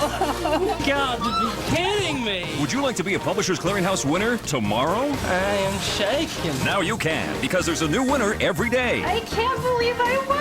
You could even win the big one, $10 million. It finally paid off. Go to PCH.com. Enter today, win tomorrow. I've never won anything. Or watch your mail. Now I know it works. Enter today, and our next $10 million winner could be you. Money should be fat. it should be big.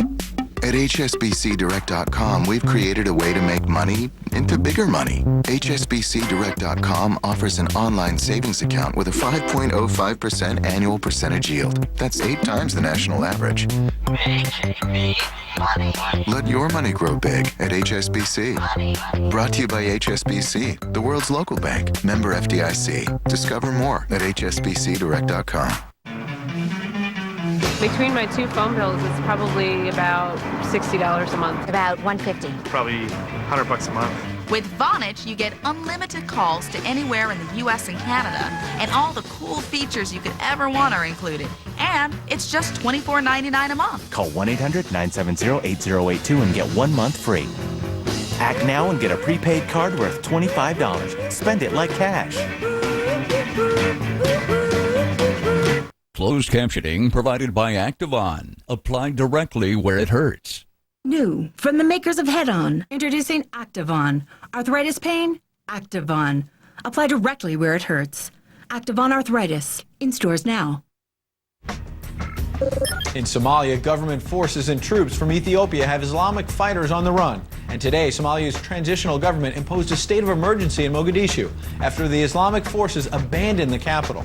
CNN's Friedrich Pleitgen is in Addis Ababa, Ethiopia, with the latest.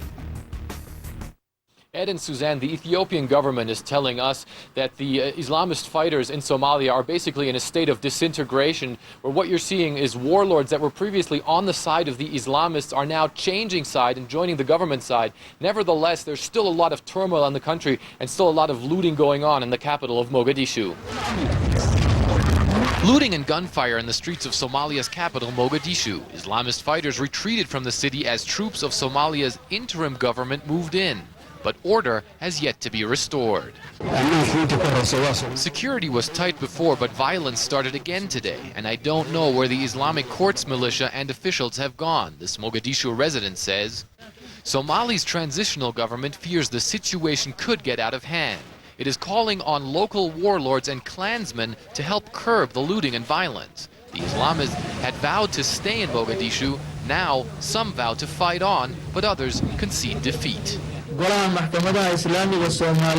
The Islamic Courts Union will accept and let the Somali people choose whatever administration they want. And we are ready to give up power, says the vice chairman of the Islamic Courts Council. The tide turned against the Islamist fighters when Somalia's neighbor, Ethiopia, entered the conflict with its superior forces. It says about 2,000 Islamist fighters have died, another 5,000 wounded. Well, I believe something like 75% of our mission is complete, but we still have things to do. First of all, there still are remnants of the extremist elements. Ethiopia says it intends to continue tracking down what it calls hardline jihadists in southern Somalia. Now, the Ethiopian Prime Minister also told us that his troops are still involved in operations to try and track down the leaders of this Islamist movement. He also says that his troops are going to remain in Somalia for as long as it takes to get the job done. Ed and Suzanne? It's day one of the Islamic world's holiest events. Millions of pilgrims are in Mecca for the annual Hajj. They've arrived from around the world, including from here in the United States. Our Zain Verji is following the Hajj and is in Mecca, Saudi Arabia, with more. Suzanne, the city of Mecca is almost empty. About 3 million pilgrims heading out to the desert, to the Mina Valley, to spend the night in prayer and in meditation. There are thousands of U.S. pilgrims here. We caught up with one of them. What you need to do is, as soon as you get outside, get in this line here. One of the youngest imams in the United States, leading American Muslims through the holiest moment in their lives. Thank you very much. Imam Tahir Anwar from California, arriving in Saudi Arabia to make the trek to Mecca. It's a lot of fun, a bit stressful, but it's always challenging. 150 members of his congregation looking to their imam for guidance. He knows the ropes here. The rules, the times, places and spaces can be confusing. What are some of the things that they've talked to you about on the way here? Like how long is it going to take? Where are we going to go? How long is the wait? What are we going to do next? Imam Tahir's congregation in San Jose are among about 7 million Muslims in the U.S. He says many American Muslims are more aware of their identity. I don't know if it's due to 9/11 or if it's just due to the fact that people are just sort of waking up and they feel that they want to be more devout. The Hajj is the ultimate expression of devotion. In the meantime, get on the bus, get something to eat. For Imam Tahir, it's also about logistics. Many pilgrims walk out to the desert to perform key rituals, get on motorbikes or take taxis. Imam Tahir's group's taking a VIP coach, air-conditioned and with good food. You know, as Americans, we have a lifestyle. So for us to actually sort of come to this lifestyle is a challenge within itself. So I think for everyone, it's a relative Hajj, if I may. Everybody's okay? At the Hajj, Americans seem to get some perks. There's a lot of places where at checkpoints, all we have to do is tell them we're Americans, and we just keep on going. And they let you in just because you're American? They just let us in because we're American. This Hajj, Imam Tahir has a special personal perk. His father, who's an imam in London, is here with his son for the ride and for the rites. Tomorrow is the most important day of the Hajj, the day of Arafat, where pilgrims wake up at first light and head over to the plain of Arafat to spend the day in prayer, asking for God's forgiveness until sunset. Suzanne? Thanks, Zane. And last year, about 15,000 American Muslims journeyed to Mecca for the Hajj. And this year, the State Department expects that number to be even higher.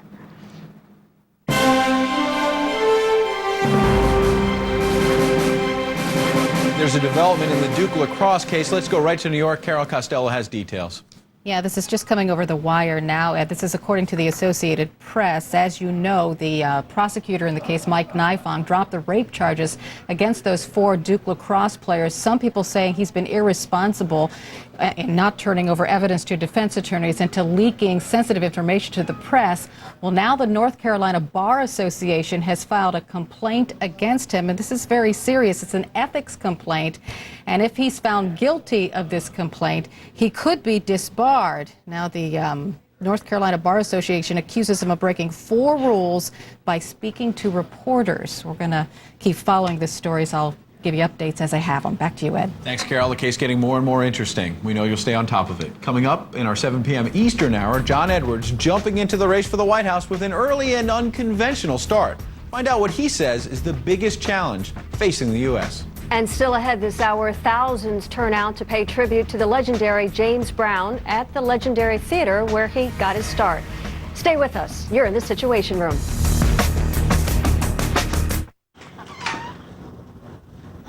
It's got to be in here somewhere. Got a real storage problem? Call the Real Storage Experts. Call Public Storage at 1-888-44-STORE to get your first month for just $1. We can solve almost any storage problem with large and small units, moving supplies, and truck rentals, and more locations than anyone else. Call 1-888-44-STORE or click to get your first month for just $1 at your nearby Public Storage. The Real Storage Experts. Why aren't middle-class wages going up? Why does it take 2 incomes just to get by? Lou Dobbs tonight. CNN coming up next. It's time for Know why Headline News gave Glenn Beck a show? Let me paint the picture for you here. This guy's got passion. I am a conservative, but I am not a zombie. He doesn't hide his personality. I can't tell you how much I hate you with that head of hair. And he's not afraid to take a point of view. We don't need really any more laws. We just need to enforce the ones we already have. He's something different in 6 and 9. What should we do about global warming? Meet Glenn Beck, Headline News Prime, every night at 6 and 9 Pacific. Doesn't get any better than that. Weekdays on CNBC, Ron Insomnia gets into the heart of the day's market action. Hardcore business from all the angles. What you could learn from how the pros make money. An insight that's uniquely Ron. Street Signs, weekdays on CNBC. Make it your business. Street Signs on CNBC is brought to you locally by Pacific Continental Bank.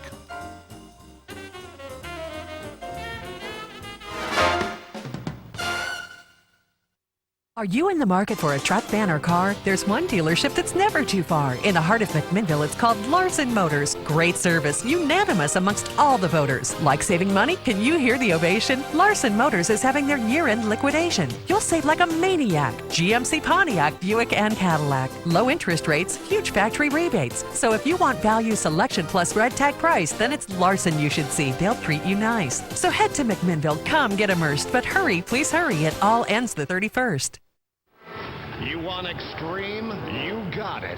21st Century Gladiators risk it all, racing lightning-quick motorcycles on ice. The manufacturer's World Cup Mega Series, the exotic state-of-the-art factory ice bikes, and wild unlimited outlaw quads ridden by the world's top professional ice racers. Watch them battle it out for the 2007 World Championship. Also racing Nitro X cards and more. Thrilling racing excitement for the whole family. At Memorial Coliseum, December 16th at 8 p.m. Square on New Year's Eve. Join me live, CNN, New Year's Eve, 11 p.m. Eastern.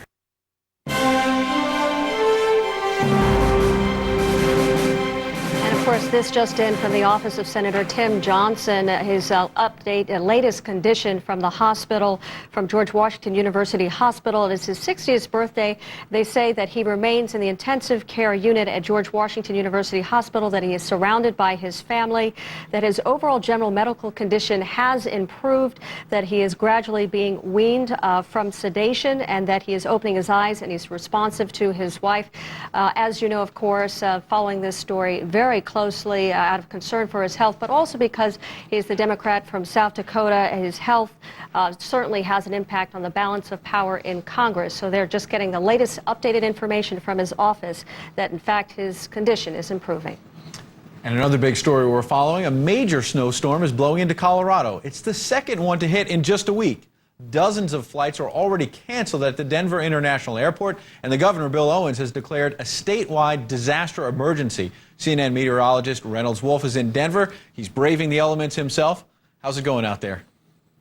Well, I'll tell you, the snow continues to fall. The temperatures are dropping as well. The wind is picking up, and I'm telling you, it is really going to pile up, especially as we get into the evening hours. Forecast calls for anywhere from 10 to 20 inches of snowfall in the Denver area, reaching its peak around the midnight hour. We're going to have a little bit of a break into Friday, then more additional snowfall possible into both Saturday and Sunday. So from now through Sunday, we have the possibility of 20 to 40 inches of snowfall across the Denver metropolitan area. Now, what that means to travel right now in terms of the roadways, the roads are fine. The city of Denver is doing everything it can to stay ahead of the storm as the snow falls. We get the snow plows out there clearing the way. No major problems on the roads yet. However, they are saying to people that if you don't have to go out, by all means, don't do so. We've also spoken with people out at the airport. As you mentioned, many airlines have canceled flights. They are advising travelers to go online and check out their prospective airlines, go on the websites, or call the 1-800 numbers for the latest and status updates. Also, if you're going to rebook, they'd like you to do that online or by telephone. Last thing they want you to do is to go to the airport. You're going to be in some long, long lines. That's the latest we have from the Mile High City. It's snowing like crazy. Back to you in the studio. Thanks, Reynolds. You getting any other sense about what airport officials are saying about maybe some things they learned from the Christmas holiday, where you saw a lot of angry people? They were stranded in the airport a couple of days. What other steps they may be taking to try to learn from that so it doesn't repeat itself over the New Year's holiday, where you're going to have a lot more people traveling? You know, that's a great question. I spoke with some airport officials just in the past hour, and what they were telling me is that I asked them that very question, and they're a little bit evasive with the answer. They were saying that every situation is different. Every snowstorm is a little different. What they're trying to do is just keep a very fluid plan and act accordingly as the snow continues to fall. All right. Well, thanks for putting that question to them. I know you'll keep doing it until we get those answers. Thanks, Reynolds. Up next, James Brown, back where it all began for him, a final appearance at New York's Apollo Theater. We'll show you the flood of fans lined up to pay tribute to the godfather of soul. Stay with us. You're in the Situation Room. At Coors, we have a responsibility to help prevent underage drinking. As a parent, I understand that responsibility. 75% of teens say parents are their #1 influence as they decide to drink or not. That's why Coors brings you MVParents.com, a website built by Search Institute, experts on youth development. Here you'll find tools to empower your teens to make the right decisions. So visit MVParents.com and know that we at Coors are as committed as you are to preventing underage drinking. Welcome Welcome to a brand new day. Welcome to a place where books rewrite themselves, where you can drag and drop people wherever they want to go, where maps are rewritten, and anyone can be famous, where we're more powerful together than we ever could be apart. Welcome to the Human Network. I'm Montel Williams. The Partnership for Prescription Assistance is traveling to all 50 states, making stops to help people pay for their medicine. I was in a lot of pain. I wasn't able to afford my medications, and PPA gave me back my life. This past year, America's pharmaceutical companies gave away more than $5 billion worth of medicines to people in need. It has been a lifesaver for me in more ways than one. If you need help, just call 1-888-4PPA now. The Partnership for Prescription Assistance, on the road to helping you. If you're watching TV without great sound, you're missing half the excitement. But when you connect your TV to the Bose 321 GS DVD home entertainment system, your movies, sports, and music come to life in an exciting home theater experience. Forget about complications of conventional 5-speaker systems and all those wires running to the back of your room. With the 321 system, you only see 2 small speakers, while the Hideaway Acoustimass module delivers deep, dramatic lows for sound that John Budrus of Boston Globe magazine says rivals that of more expensive 5-satellite units. And if you love music, ask about the 321 GSX system that lets you store 200 hours of your favorite CDs. So order today, it's risk-free, and if you order now, you'll save $100 off the purchase price. Be sure to ask how you can make 12 easy payments with no interest charges from Bose. So why settle for half the experience when the 321 GS and GSX systems give you so much more? It's where his career got started, and now James Brown is at New York's famous Apollo Theater one last time. His body lying in repose with thousands of fans lining up to pay their last respects to the godfather of soul. CNN's Carol Costello is live in New York with that story. Good evening again, Carol. I'm telling you, it is an incredible scene, a funeral like no other. As you can see, there is a huge crowd around the Apollo Theater. They're letting people in like 10 at a time. And then people file up to his open casket. The Reverend Al Sharpton has been standing beside that casket virtually the whole day and part of late into this afternoon. We've spotted some famous people going in. The actor Paul Giamatti, Rachel Weisz, the actress, Congressman Charlie Rangel just paid his respects. And there was also a Brown impersonator singing to the crowd. With all the pomp and pageantry of a royal funeral, horse-drawn carriage carrying the golden casket, thousands packing Harlem streets to say goodbye to the man they say epitomized the slogan, "I'm black and I'm proud." It wasn't a time when you was proud to be black, and there was color. I didn't know how to define myself, and that was the first time I'd heard something like that, and it made me feel good, made me feel proud. Still today, I can say I'm black and I'm proud. Thanks to James Brown, I'm still black and I'm proud. James Brown, born in poverty, became one of the most influential black musicians of the century. Papa got a brand new band. Today, he returned to his musical roots, the Apollo Theater, where he made his debut in 1956. And secured his spot in history as the godfather of glitz, glamour, and raw soul. Some diehard fans began waiting the night before for the chance to pay their respects to the fast-footed legend.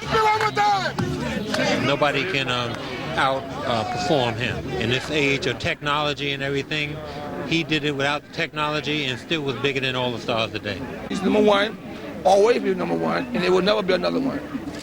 James Brown's body remains on public display throughout the day. A fitting tribute, it would seem, to a man many Americans considered royalty. In case you're wondering, as I told you, Reverend Al Sharpton stood near the casket for most of the day. As for the woman who calls herself Brown's wife, she was eventually allowed in to pay her respects, but she did not stand by the casket very long. Back to you, Ed and Suzanne. Incredible scene there, Carol. Thank you so much. And of course, tomorrow begins 6 days of funeral services, tributes, and services for President Gerald Ford. The detailed schedule, including times the public to pay its respects, is spelled out online. Our internet reporter Jackie Schechner has details. Jackie, what can you tell us? Well, Suzanne, you can find the full schedule online at the Gerald Ford Memorial website. And And on here, it'll tell you exactly moment by moment where Gerald Ford's body and casket are going to be. We start on Friday at St. Margaret's Episcopal Church. Just after noon, there'll be a service at this church in Palm Desert, California, a private service, but the closed casket will be there overnight for the public to be able to pay its respects. On Saturday, Ford will be flown to Washington, D.C., where a motorcade will head to the World War II Memorial that will pay tribute to Ford and his fellow World War II veterans. Then it will make its way over to the Capitol, and what will happen is the casket will go up the east steps of the House of Representatives in tribute to the 25 years of service Ford spent as a congressman. Then it will move into the Rotunda, and there will be a state funeral there. Public can pay its respects on Sunday and Monday. On Tuesday, it will leave outside the steps of the Senate in tribute to his service as the vice president. Then the body will be taken to Grand Rapids, Michigan, where eventually will be buried at the Ford Presidential Museum. Situation Room blog is where we have all of these links posted for you. Suzanne, Ed. Thanks very much, Jackie. Of course, CNN will be covering that closely. Here's a look at some of the hot shots, meanwhile, coming in from our friends at the Associated Press. Pictures likely to be in your newspaper tomorrow. In Santa Monica, California, Governor Arnold Schwarzenegger works at the hospital. Earlier, he conducted a video conference with his staff from his bed. He broke his leg, of course, skiing in Idaho over the holidays. In Spain, orange farmers protest government policies in the street.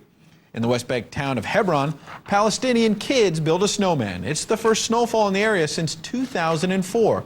And in Atlanta, a baby panda sits on a scale at her weekly medical exam. She came in at just under 14 pounds. And that's this hour's Hot Shots. Pictures often worth 1,000 words. We're here every weekday afternoon from 4 to 6. We'll be back at 7 p.m. Eastern just 1 hour from now. Until then, I'm Ed Henry. And I'm Suzanne Malveaux. Lou Dobbs Tonight starts right now. Christine Romans is in for Lou. Christine? Thank you, Suzanne and Ed. Tonight, a deadly month for our forces on the ground in Iraq. 100 U.S. troops killed so far in December.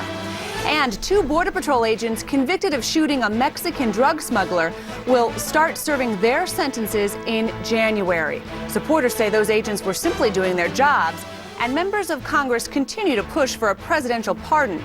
We'll have those stories and a great deal more straight ahead. This is Lou Dobbs Tonight. News, debate, and opinion for Thursday, December 28th. Live in New York. Sitting in for Lou Dobbs, Christine Romans. Good evening. No let up today in the deadly violence in Iraq. December, with 100 American troops killed, is the second deadliest month this year for U.S. forces. As President Bush says he's making good progress plotting the administration's new strategy on Iraq. Ryan Chilcote reports on the circle of violence and death in Iraq as Iraqis await the execution of Saddam Hussein. Elaine Quijano reports on the president's meeting with his top advisors to plan his new Iraq policy. And Barbara Starr reports on the high level of U.S. military interest in the Somali war against radical Islamist forces. We'll also have a report from that region. But first, we turn to Ryan Chilcote in Baghdad. Ryan? Christine, the government isn't saying when the execution will happen, but Iraq's prime minister has said he would like to see Saddam executed by the end of the year. Saddam is clearly getting ready for the execution. He met reportedly today with 2 half-brothers, also in U.S. custody, and passed on letters to his family. One thing is clear, Saddam's execution is unlikely to lead to a peaceful Iraq. As Iraq awaits the execution of Saddam Hussein, the violence continues. In just 24 hours in the Iraqi capital, a double bombing at a second-hand clothes market kills at least 7 and sends dozens more to the hospital. Another roadside bomb at a gas station kills at least 10 and wounds at least 2 dozen. A mortar attack on a mostly Shiite neighborhood in the Iraqi capital, killing and wounding more innocent bystanders, among them a child. And attacks on American troops continue. December has been the second deadliest month this year for U.S. forces, the 5th deadliest since the beginning of the war. Will executing Saddam lead to a more peaceful Iraq? The government hopes it will by demoralizing his supporters into giving up their fight. Musab al-Zawbay is a Ba'athist from Saddam's party. He asked that we not show his face for his own protection. He predicts the violence will increase and it will only get worse for the Americans. They will not be able to walk the streets anymore. Just like the first Fallujah battle, it will happen again. Saddam is a great man. They will lose, we will lose, the whole world will lose if Saddam dies. Many loyalists say that the fight has been going on without Saddam since he was captured more than 3 years ago and will continue after his death. But Saddam's supporters only make up one part of the insurgency. In Baquba, some extremists who want to build an Islamic State in Iraq took to the streets in a show of force. For them, Saddam never mattered. The chaos will continue, and only a complete American withdrawal will do. Meanwhile, Saddam's chief attorney tells CNN 2 members of Saddam's legal team met with the former dictator today in prison to officially notify him of the court's decision to execute him. Christine? Ryan Chilcote reporting. 8 more of our troops have been killed in separate incidents in Iraq. 100 of our troops have been killed or died in Iraq so far this month. 2,989 of our troops have been killed or died in Iraq since the war began. 22,565 of our troops have been wounded, 10,107 of them so seriously they could not return to duty within 3 days. President Bush said today that he is making good progress in planning his new Iraq strategy. The president spoke after meeting with his senior national security advisors at his home in Crawford, Texas. Elaine Quijano reports. Elaine? Christine, senior Bush administration official says that the meeting today focused largely on the security situation in Iraq. As for where the White House stands in crafting that new Iraq policy, this official says the plan is, quote, taking shape. After a 3-hour meeting with his war cabinet at his ranch, President Bush said he was making progress towards a retooled plan for Iraq. But he made clear he's not ready to announce changes just yet. I've got more consultation to do until I talk to the country about the plan. The president signaled those consultations include discussions with the Iraqi government, as well as talks with members of the soon-to-be democratically led Congress. I fully understand it's important to have both Republicans and Democrats understanding the importance of this mission.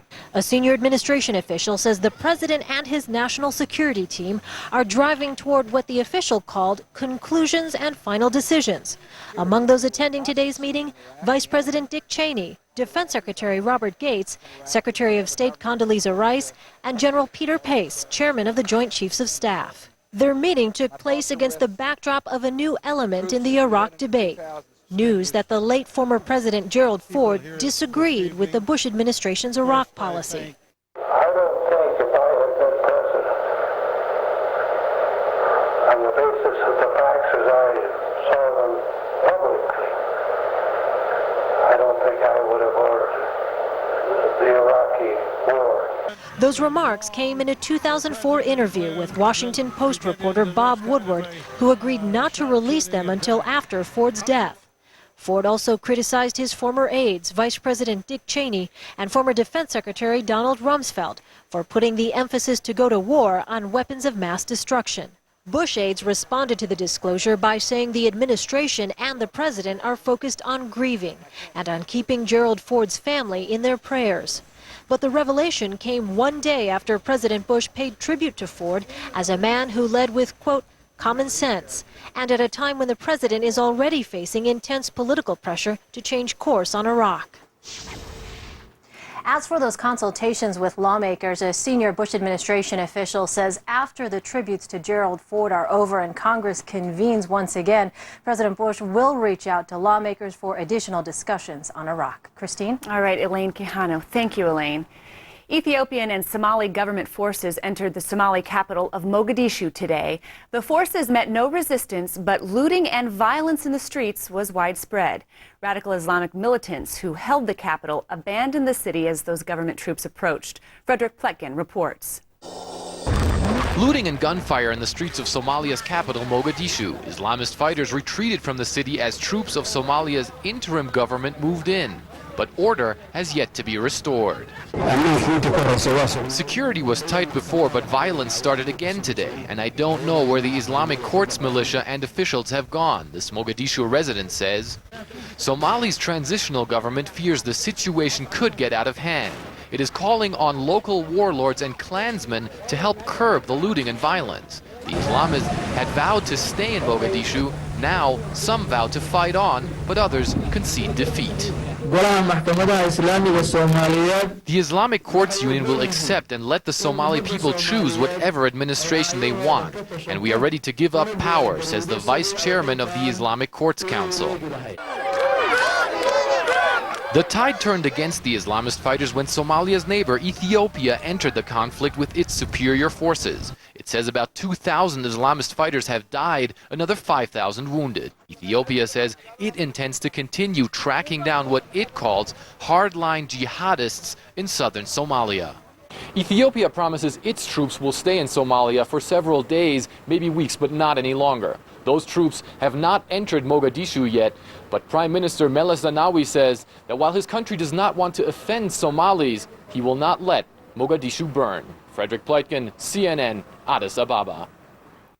17 refugees drowned today while fleeing the violence in Somalia. 2 boats carrying refugees capsized in the Gulf of Aden when they were chased by Yemeni patrol boats.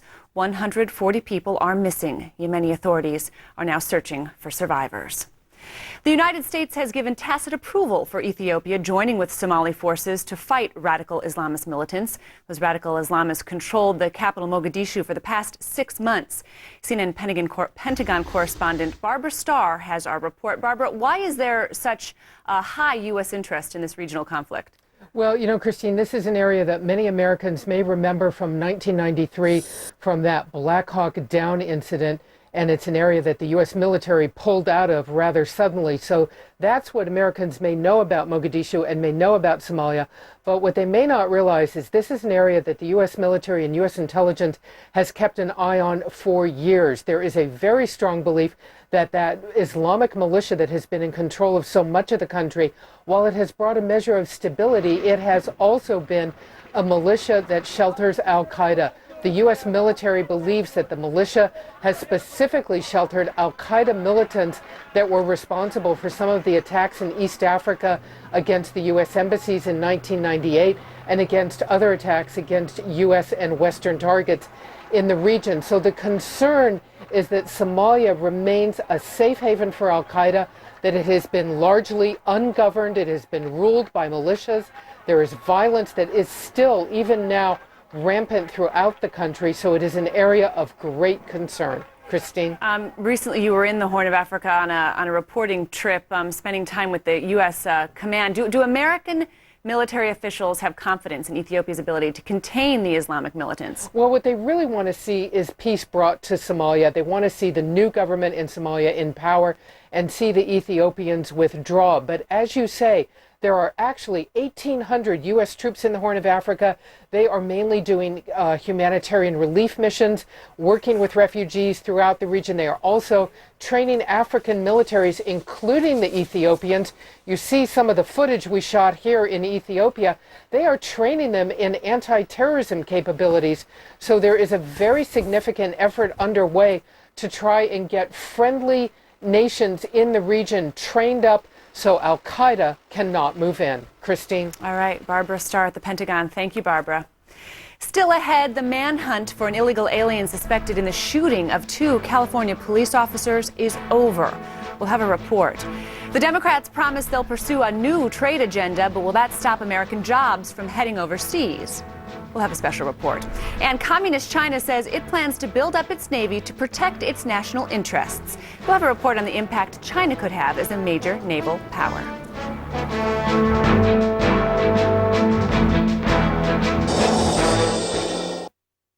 Hi, Kathy Mitchell here in the kitchen with the incredible new flat fold colander. It opens to strain and folds flat for easy storage. It's the colander that's large enough to strain a big pot of pasta, but folds down small enough that you can store it anywhere. And it even saves space in the dishwasher. Trying to strain with a pot and lid can be an accident waiting to happen. But watch! The flat fold colander drains quickly, and the pour spout allows me to move the food without losing a single piece. Just look at how much space ordinary colanders take up. With flat fold colanders, you'll save a lot of space. Other colanders sit low in the sink, so the water actually backs up inside. But the flat fold colander stands tall, so whether you're washing, rinsing, straining, or draining, the water stays away from the food. The flat fold colander is large and strong enough to hold 10 pounds of potatoes. The easy grip handles make it easy to lift, and it won't tip over. Use it for straining pastas or steamed vegetables, or easily clean a giant head of romaine lettuce. And remember, the flat fold colander stores thin enough you can slide it away into any small space. I like to take it to the garden when I gather fresh vegetables, and then right into the sink to rinse them off. And you know, you can even prep and toss a family-sized salad in the flat fold colander, and the best part of that, no more soggy salads. And when you're done, just snap it closed and tuck it away, out of the way. Call now to get the flat fold colander for just $14.99. As a bonus, you'll also get the 6-piece flat fold storage set, a $15 value, yours free. They flatten down to 1 inch so they save even more space in your cabinets. Then pop open easily to keep foods in the refrigerator or freezer. And they're dishwasher safe. But wait, order right now and we'll even include a second flat fold colander. Just pay separate shipping and handling. That means you get 2 flat fold colanders and the 6-piece flat fold storage set, a combined $45 value, all for just $14.99. Call 1-800-304-8817 to get your flat fold colander for only $14.99. That's 1-800-304-8817. This TV offer is not in stores, so call now 1-800-304-8817. Tonight on 360, just when you thought their feud had ended, Rosie writes a poem and Donald Trump fires back. You won't believe what he's saying now. Hear for yourself. Trump tonight on 360.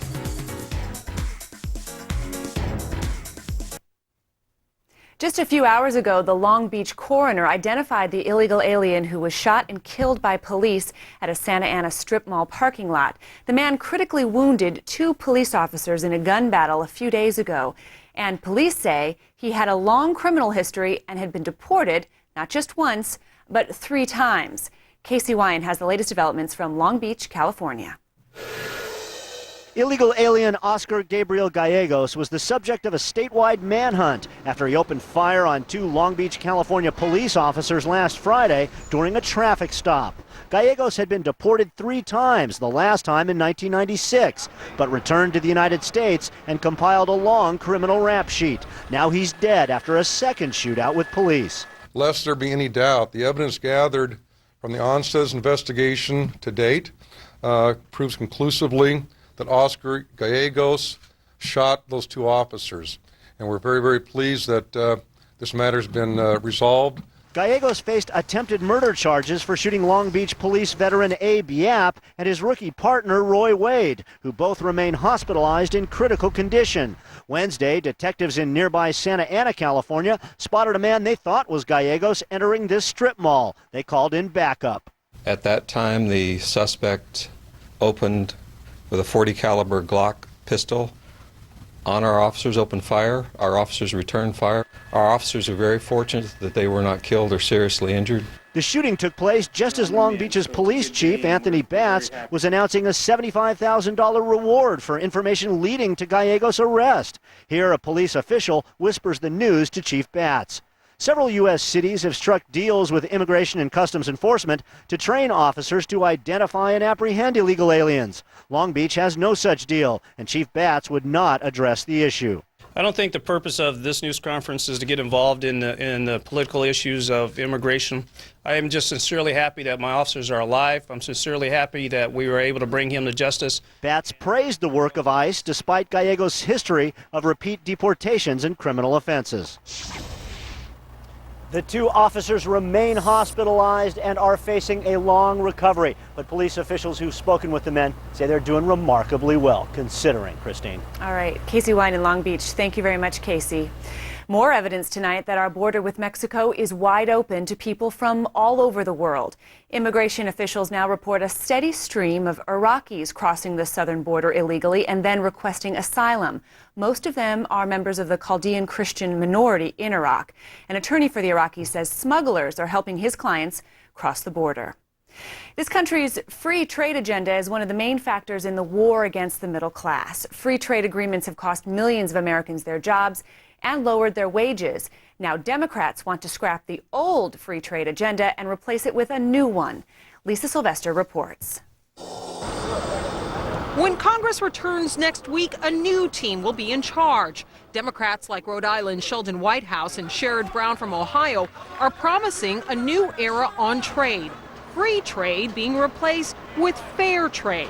I think the Democratic control of Congress means that President Bush's trade agenda is going to come to a standstill. Since President Bush took office, the Republican-controlled Congress approved free trade agreements with the 5 Central American countries, Bahrain, Singapore, Chile, Morocco, and Malaysia, just to name a few. Business groups say the free trade agenda has meant lower prices and more choices for Americans. Labor unions and small businesses say these agreements have cost jobs, eroded the U.S. manufacturing base, and lowered wages for middle-class families. Unfortunately, the free trade agreements entered into by both Democrat and Republican administrations for the last 20 years have not been mutually beneficial. And that evidence is coming home to roost. First up on the Democrats' trade agenda, Fast Track Trade Promotion Authority. This authority has allowed the White House to negotiate trade agreements with other countries with lightning speed and little congressional input. Fast Track is up for renewal June of next year. The extension of Fast Track Authority will be very controversial. I don't think it is likely to be extended in its current form. So I think the real question is whether the Fast Track Authority simply expires or whether there is a concerted effort to reform and rewrite that bill and whether that can be done in a way that really meets everybody's concerns. Since 2000, when President Bush took office, the United States has signed more than a dozen free trade agreements. During that same period, more than 2.5 million manufacturing jobs have been lost. Even with Democrats taking over on Capitol Hill, the Bush administration and the business community are still hoping to squeak through a few more trade agreements. South Korea, Peru, and Colombia are in the pipeline. Christine? And how likely is it that Congress will sign off on the new agreements when lawmakers return? It is somewhat doubtful, but as we all know, corporate America and their lobbying money certainly has a way of making lawmakers change their mind. But it will admittedly be a big fight ahead. What they're planning on doing, or trying to do at least, is to get something through in the first 6 months before Fast Track Authority expires. Christine. All right, Lisa Sylvester. Thank you very much, Lisa, from Washington. Still ahead tonight, a red storm rising in the east. China's ambitions extend far beyond its shores. We'll tell you why its naval buildup may be a threat to U.S. interests. Plus, outrage in the nation's capital over 2 Border Patrol agents who are convicted in the shooting of a Mexican drug smuggler. The agents are just days away from going to prison. And for the second time in a week, people out west are preparing to dig out from under a massive winter storm. We'll have a live report.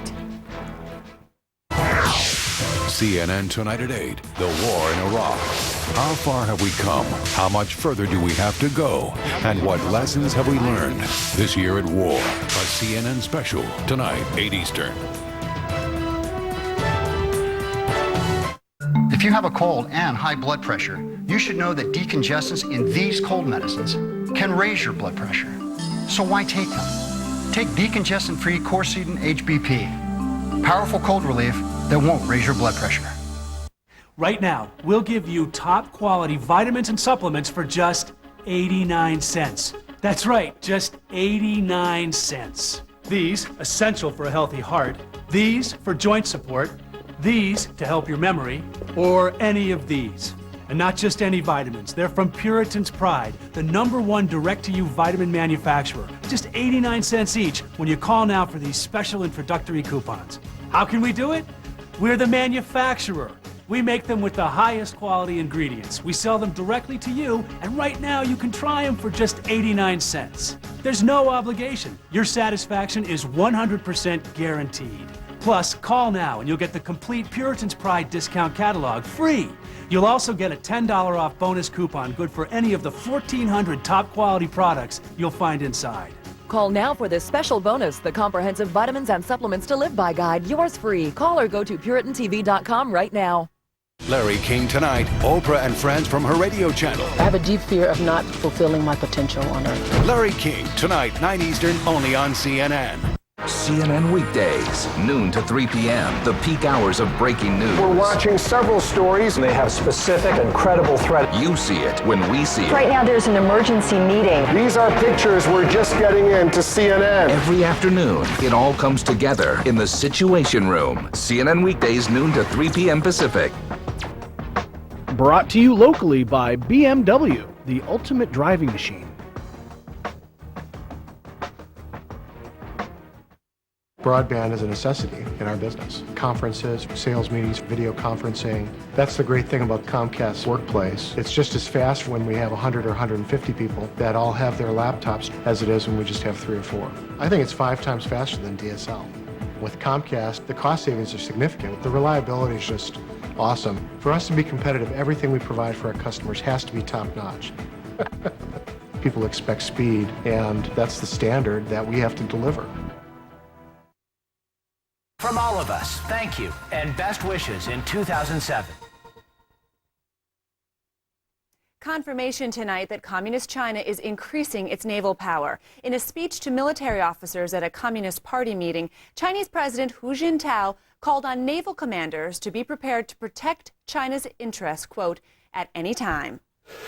Hu Jintao trumpeting his country's military ambitions. Quote, we should strive to build a powerful navy that adapts to the needs of our military's historical mission in this new century and at this new stage. Communist China building a blue water navy to defend what it sees as its sovereign territory.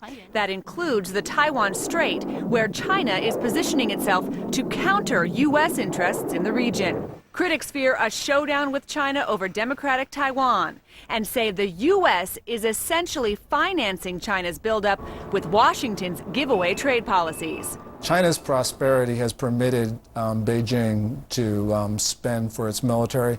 It's probably 2.5 to 3 times as much, could be even 4 or 5 times as much. And clearly the Chinese are developing their military with one purpose in mind, and that's to defeating the United States. Where many see aggression, others see Hu Jintao consolidating power over the military and justifying a costly military buildup. Hu Jintao is very much trying to picture himself as a very righteous official, but also a nationalist.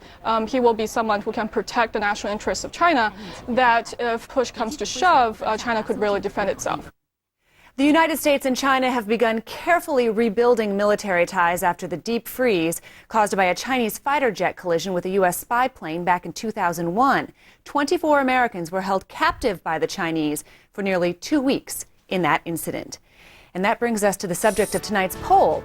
Do you believe China's naval buildup is a direct threat to the United States?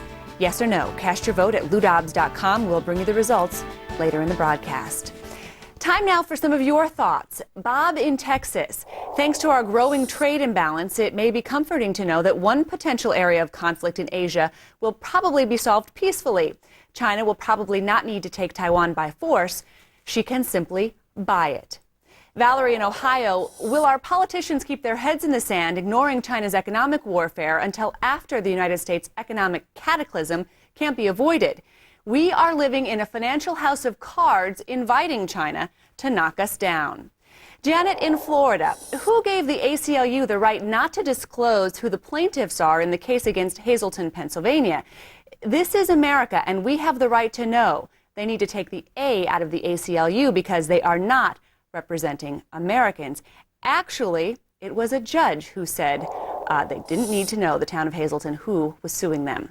Email us at LouDobbs.com. We'll have more of your thoughts later on in the broadcast. Each of you whose email is read here will receive a copy of Lou's best-selling new book, War on the Middle Class.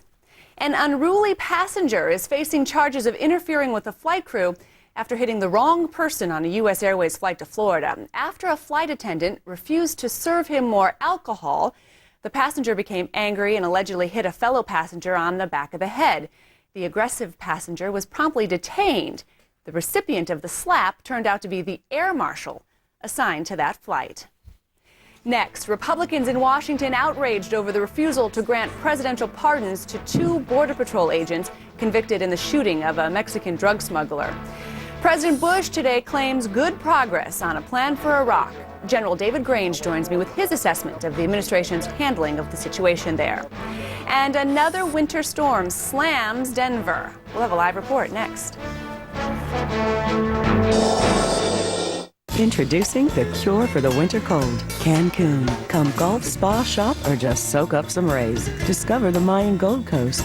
Visit Cancun.info. There's the week, there's the weekend, and then there's the weekender. Friday, Saturday, and Sunday, the subscription from the New York Times, I love it. Like your whole weekend's just started. It's come a little early. So the deal is you call the 1-800 number, and then you get Friday, Saturday, and Sunday for $3.25, which is half off, which is pretty crazy. So you get the Friday paper, and boom, you're right into the weekend. Saturday. The word alone makes me happy. I love to sort of pull everything out of the Sunday paper. Travel section. Magazine. Weekend review. The international news. The book review. I got these really great boots after reading the Sunday style section. All I did was call the 1-800 number. I'm not one of those call now people. Call! You should call now. I love to have the New York Times delivered. Who doesn't like to save money? Call now because it's a great deal. That's like having a table of contents for everything in the world. I mean, how much would you give for that? The Weekender subscription from the New York Times. Get it now for as low as $3.25 a week. Call 1-800-727-7464. Who doesn't like to start the weekend a day early? From all of us, thank you and best wishes in 2007. Hope you join me at the most exciting place on earth, Times Square on New Year's Eve. Join me live with celebrations from around the world, plus music from Lionel Richie, the B-52s, the Goo Goo Dolls, and who knows who else is going to show up. CNN, New Year's Eve, 11 p.m. Eastern. It's the time of the season when love runs high. In this time, moving your 401ks to Fidelity is groovy. Our retirement specialists make it so easy, they'll even do most of the paperwork. You dig?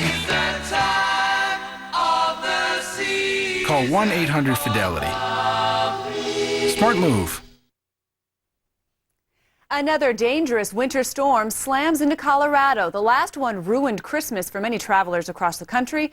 Now people are wondering if round two will ruin New Year's as well. This new storm is expected to be a major snowmaker all along Colorado's Front Range, and it may come with a 1-2 punch. Reynolds Wolf joined us from Denver with the latest. Reynolds? Hi there. We are experiencing just a tremendous change just over the last 6 hours or so. Just a few flurries to begin with. Then, of course, the temperature's begun to drop. More snow has been coming in. It's been falling steadily, I'd say, for at least the last 2 or 3 hours. Easily maybe 3 inches of snow on the ground in spots, and we're going to see more develop overnight. Here is how the forecast is shaping up. As it stands now, we're looking at anywhere from 10 to 20 inches of snowfall as we make our way through the rest of the evening and into early tomorrow morning, with the strongest part of the storm coming through around the midnight hour. Again, anywhere from 10 to 20 is what we're looking at with that possibility. We should get a little break in the action as we make our way into much of Friday, but here's the kicker. As we go back into Saturday and Sunday, there's a chance for yet another blast of snow, another 10 to 20 inches. So that being said, there is the possibility of anywhere from 20 to 40 inches of snowfall in the Denver metropolitan area between now and into early Monday morning. Already people are doing the best that they possibly can to drive through it. I don't know if you can see behind me, but you can just make out a few cars on the roadways. I know we've been showing you some video of that. In fact, take a look at a live traffic cam that we have. This live traffic cam is right along I-70. It doesn't really matter what the cross-section is, the crossroad is, because it's basically the same view you're going to get anywhere up and down the I-70 corridor through the Denver metropolitan area. Snow, snow, snow, and more snow. What the city of Denver is doing is they're trying to keep up with the snow as it hits. They're trying to get it off the roadways. They've got the snow plows out there, the salt trucks. They're doing everything they can. People have been zipping along the roads with not too many issues. We have no major closures to report. However, they are telling people that if you don't have to get on the roads, by all means, stay at home. Stay at home and enjoy yourself there. In terms of other types of travel, mainly out at the airport, we've already had many cancellations. What the airport is advising you do, if you are a traveler, they want you to go online to your prospective airline and check out your flight status there. If you don't have that opportunity, go to the 1-800 number of that airline and try to get the information there as well. Now, if you need to rebook a flight, same thing. Use those two venues. Either go online or use the phone. The last thing they want you to do, the very last thing they want you to do, is go to the airport and stand in long lines with very angry people. That's basically what we have here from Denver. What's interesting is, although we're dealing with the icy mess from the snow, as the storm system ejects from the Rockies into the Central Plains, into the southeastern United States, it's going to affect millions of people because we're going to see heavy rain, some strong storms, possibly damaging winds and hail and there's even the potential for some tornadoes in other parts of the country, namely the southern plains and the southeastern United States, over the next 48 to 72 hours. All right, Reynolds Wolf, thank you very much, Reynolds. The farewell to the godfather of soul is drawing crowds in Harlem. Thousands lined the streets of New York today as the horse-drawn carriage carrying the body of James Brown to the Apollo Theater, where he made his stage debut in 1956. Brown died Christmas morning of heart failure at the age of 73. Just moments ago, a longtime friend eulogized him at a tribute from the stage of the Apollo Theater. He became a superstar on his own terms, and he made you respect us. That's why we respect him. A private ceremony for family and friends of James Brown will be held at a church near Augusta, Georgia, tomorrow. The funeral service, Saturday afternoon at the James Brown Arena in Augusta, is open to the public. British officials say they've now confirmed that at least 10 people were exposed to polonium-210, the radioactive element that killed a former Russian spy. 7 of the 10 people worked at London's Millennium Hotel, one of Alexander Litvinenko's stops the day he fell ill. Health officials say those affected have not ingested enough polonium to put their health at risk. Here at home, the FDA declared today that cloned food is safe to eat, bringing it one step closer to your dinner table. But some consumer and religious groups are strongly opposed to the idea. Among their complaints, cloned food has not been tested on humans. Many cloned animals are born sick or with deformities, and products from clones are unlikely to be labeled. The FDA, though, dismisses these complaints. Officials say after 6 to 18 months, cloned animals are virtually indistinguishable from normal animals. And food regulators say labels are needed only if a food is significantly altered by how it is produced.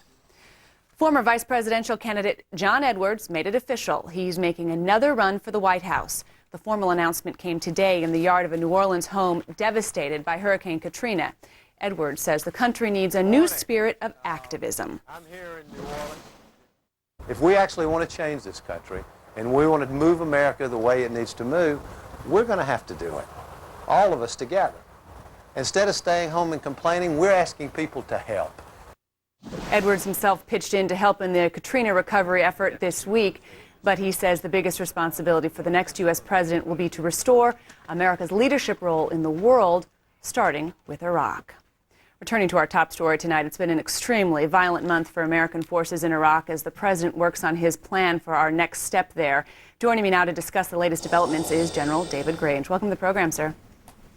Thank you. You've got the president with his top advisors talking about the Iraq strategy, talking about their next move. Any changes in troop levels, any kind of fallout you expect from these most recent meetings? Well, there's not too many good options left for Iraq because a lot of the mistakes that were made in the past, and because that's water under a bridge, what to do now. I think what's really important is that the American GI gave the Iraqis a chance for freedom and to do something with that freedom. And so it's up to the Iraqis. So I think whatever comes out of this puts a lot of pressure on the Iraqi government, even if it's behind closed doors.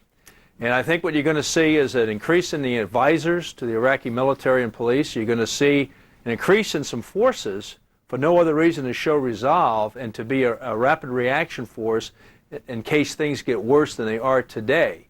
But in Iraq, whatever Americans decide to do, whatever we end up doing with the direction from the administration, is in the Middle East, it's nice to be liked, but more importantly, with the adversary, you have to be feared. After the meeting, the president made these comments. We're going to listen to them about the situation in Iraq. We were to not succeed in Iraq, the enemy, the extremists, the radicals would have safe haven from which to launch further attacks. They would be emboldened. They would be in a position to threaten the United States of America. This is an important part of the war on terror. Your reaction, General? Well, I believe that Iraq is now a part of the conflict that started in the embassy seizure, American embassy in Tehran in 1979. And whether we went into Iraq or not, if we didn't go to Iraq, it may not be a continuation, but we did, so now it is. And we are, in fact, in conflict with extremist Islamists in Iraq. And already they control a good part of Anbar province. Through the Iranian influence, the extremists from Iran, they're controlling a good part of Baghdad. And so I believe that's correct. If we leave now, that will, in fact, be a center of gravity, a center of force, of networking for terrorists. Saddam Hussein's death sentence could be carried out at any time, and the Ba'athist Party loyalists, people loyal to Saddam Hussein, have said that it will carry grave consequences. What do you think could happen at the execution of Saddam Hussein? What kind of reactions in the region and in the country? I think the reaction will come from the insurgents, the Ba'athist insurgents. Not too many others in Iraq. I think many will be rejoiced, but they'll be fighting between each other from counter-reaction, reaction, etc. I don't think much will happen in a region with the death of Hussein. What about the Iranian influence in the situation in Iraq? As we've reported on this broadcast, the U.S. military has detained a couple of Iranian officials. There are grave concerns about links between the Iranians and the insurgency, or at least in supplying the insurgency. How extensive is this influence? I believe it's very extensive, and I'm surprised we don't talk about it more than we do. This just proves that it's there. The Revolutionary Guards, the intelligence services of Iran is in fact influencing the militias. What we should be concerned about more than anything else, most American GIs die from IEDs, improvised explosive devices, in Iraq, and the biggest supplier of those sophisticated devices comes from Iran. And so it's time to draw a red line with Iran to knock it off, because, I mean, it's a near-term threat, more so, I think, right now than the nuclear issue, because American GIs are dying every day because of it. All right, General David Grange, thank you so much, General, for joining us tonight. Appreciate it. My pleasure. Still ahead, time is running out for 2 Border Patrol agents soon to report to prison. A U.S. congressman will join us on the latest on the efforts to secure them a presidential pardon. And a presidential historian will be here to share her unique perspective on the legacy of former President Gerald Ford. Stay with us. Hello, I'm Lindsay Wagner. You know, if you're frustrated by the quality of your sleep or because you have morning back pain, please give us a call right now. It won't cost you a thing except a minute of your time. We'll immediately send you this free video and brochure with all the details about this amazing bed, including complete descriptions of all our bed models, prices, and options. You'll have all the information you need to make a decision that can truly make a difference in your sleep. It's been amazing, the difference that the Sleep Number bed has made with my sleep personally. I have not woken up with back pain at all, not once since we've gotten it. I switched from an innerspring mattress to a Sleep Number bed, and now I sleep better than ever. It's the only bed I know of that's clinically proven to improve your sleep quality and relieve back pain. And it also costs about the same as a traditional innerspring mattress, yet it lasts twice as long. Now, like most of us, before I got my Sleep Number bed, I used to toss and turn during the night. I'd wake up, roll over, find a comfortable position, and then go back to sleep. But on a Sleep Number bed, I actually sleep all the way through the night. And I didn't realize I wasn't getting a good night's sleep until I experienced one on a Sleep Number bed. I also noticed that I have more stamina during the day, and I know it's because I'm getting a more recuperative sleep. So why don't you call us right now and see if it isn't true for you as well. Call for your free information kit. Sleep Number beds are easy to own, coming in all standard sizes with queen-size mattresses starting as low as $20 a month. Learn about our 20-year limited warranty and risk-free 30-night in-home trial. Plus, the Sleep Number bed is available at Radisson Hotels and Resorts. Call 1-800-978-4422. On a Sleep Number bed by Select Comfort, you can fall asleep faster, sleep more soundly, and wake refreshed. Call 1-800-978-4422. We'll rush you this free video, brochure, and price list. That's 1-800-978-4422. Call now. 20 days from now, 2 Border Patrol agents are scheduled to report to prison for shooting and wounding a Mexican drug smuggler along the Texas border with Mexico. Agents Ignacio Ramos and Jose Campean were sentenced to 11 to 12 years in prison for failing to report the shooting. Supporters of the 2 agents say the case deserves special attention and asked for presidential pardons for the 2 agents. Among those leading the charge to have agents Campeon and Ramos pardoned is California Republican Representative Dana Rohrabacher. Congressman Rohrabacher joins me now from Irvine, California. Welcome to the program, sir. Well, thank you very much. So the year basically almost done. These guys reporting to prison on the 17th, no presidential pardon. That concerns you. You think these two gentlemen should be pardoned, and that not doing so sends a terrible message to our law enforcement. It sends a terrible message to our law enforcement, our Border Patrol agents.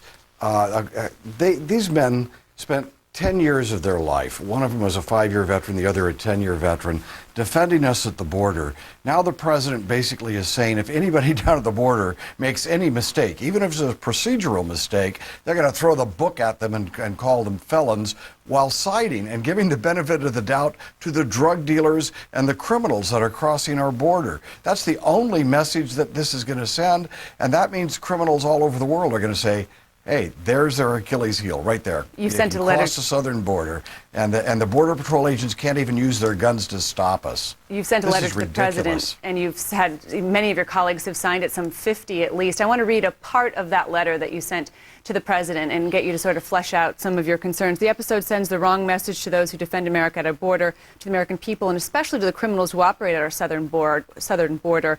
How can anyone believe we are serious about border security when the lives of two agents sworn to protect those very borders are torn apart, but a vicious drug smuggler is given medical care and allowed to walk free? I guess you could argue maybe we're not serious about border security. Well, I don't think the president is serious about border security. And now by letting these two Border Patrol agents go to prison, where they will probably be in great danger and having their families destroyed. Their families have no health insurance anymore. They're losing their homes. This president shows he's not on the side of those people who defend us, whether at the border or wherever. You know, he postures himself with policemen all the time. Whose side is he on? He lets the drug dealers go, gives them immunity, and throws the book at our guys for a procedural mistake. This is outrageous, and the American people, I don't think the president's going to get back the trust that he had before this if he allows these two men, these brave heroes, who are willing to take bullets for us, allows them to be sent away to prison. Many people say it's just symptomatic of everything that's wrong sort of with the entire border security and immigration system in this country. It's just completely broken. Well, it's bizarre. It's bizarre. I mean, the president's policy in the border is bizarre, and that puts it's unworkable, and that puts the Border Patrol agents in a horrible situation. According to the president's position, the Border Patrol agents can't use their weapons. Well, who's going to stop when the Border Patrol says stop? Thus, the president's policy is there will be no control of the border. We know that it's a dangerous, chaotic place along the border in many places. I mean, we've documented that many times. And it's interesting because it's easy. By the way, let me just note Sure. here, it's not just the border. The border is where it all happens, where it starts. All of that chaos and the bloodshed is coming right in to our cities. We had 2 Long Beach police officers who were shot just 2 days ago by an illegal immigrant. The people I'm holding up right now, a group of petitions, 156,000 signatures, asking the president. These are petitions asking the president to give a pardon to these people. It was collected by who? The family of David Marsh, a sheriff who was murdered by an illegal immigrant. People are losing their lives. Our Border Patrol agents, our police officers, and our own citizens are being raped and murdered because we're not doing what's right down at the border. And the president has to assume a great deal of responsibility for that. There's also a democratically controlled Congress now, and there's talk of a new bipartisan push to change or to weaken some of the requirements for a pathway of citizenship for the people who are already in this country illegally. There's also talk simply not funding that border fence that the president signed, the bill the president signed. Do you think that you're going to see immigration reform this year, that it's going to have some serious weaknesses compared with what you'd like to see? Well, what's happened is the American people have been fooled again. They took illegal immigration, the media in general, took illegal immigration off the front burner. Remember, in about August and September, it was a big issue because the House of Representatives passed a very strong illegal immigration bill. Well, all of a sudden, it wasn't being considered anymore after September. And thus, what we ended up with is electing a Congress controlled by Democrats.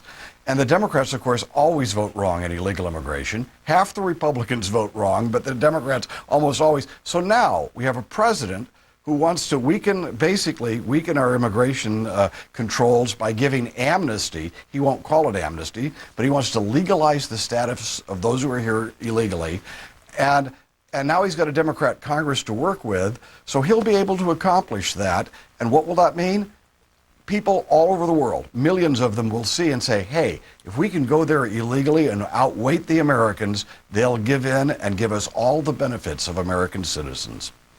We do know that It's if you've terrible. been waiting legally anywhere in the world to come here, you've been waiting for maybe 20 years, and during that time you Right. could have come here illegally and would have already had U.S. citizenship. So we've already sort of given, by our policies over the years, sort of given rewards for the illegal entry and have penalized people who are trying to come here legally. And it's, you know, something And we wonder why people come here. Sure. And we also, with the president saying a Border Patrol agent can't use his weapon unless he is being shot at that moment, we wonder why the criminals are heading to the southern part of the border of the United States. we have to leave it there. Thank you so much, Congressman. I really appreciate it.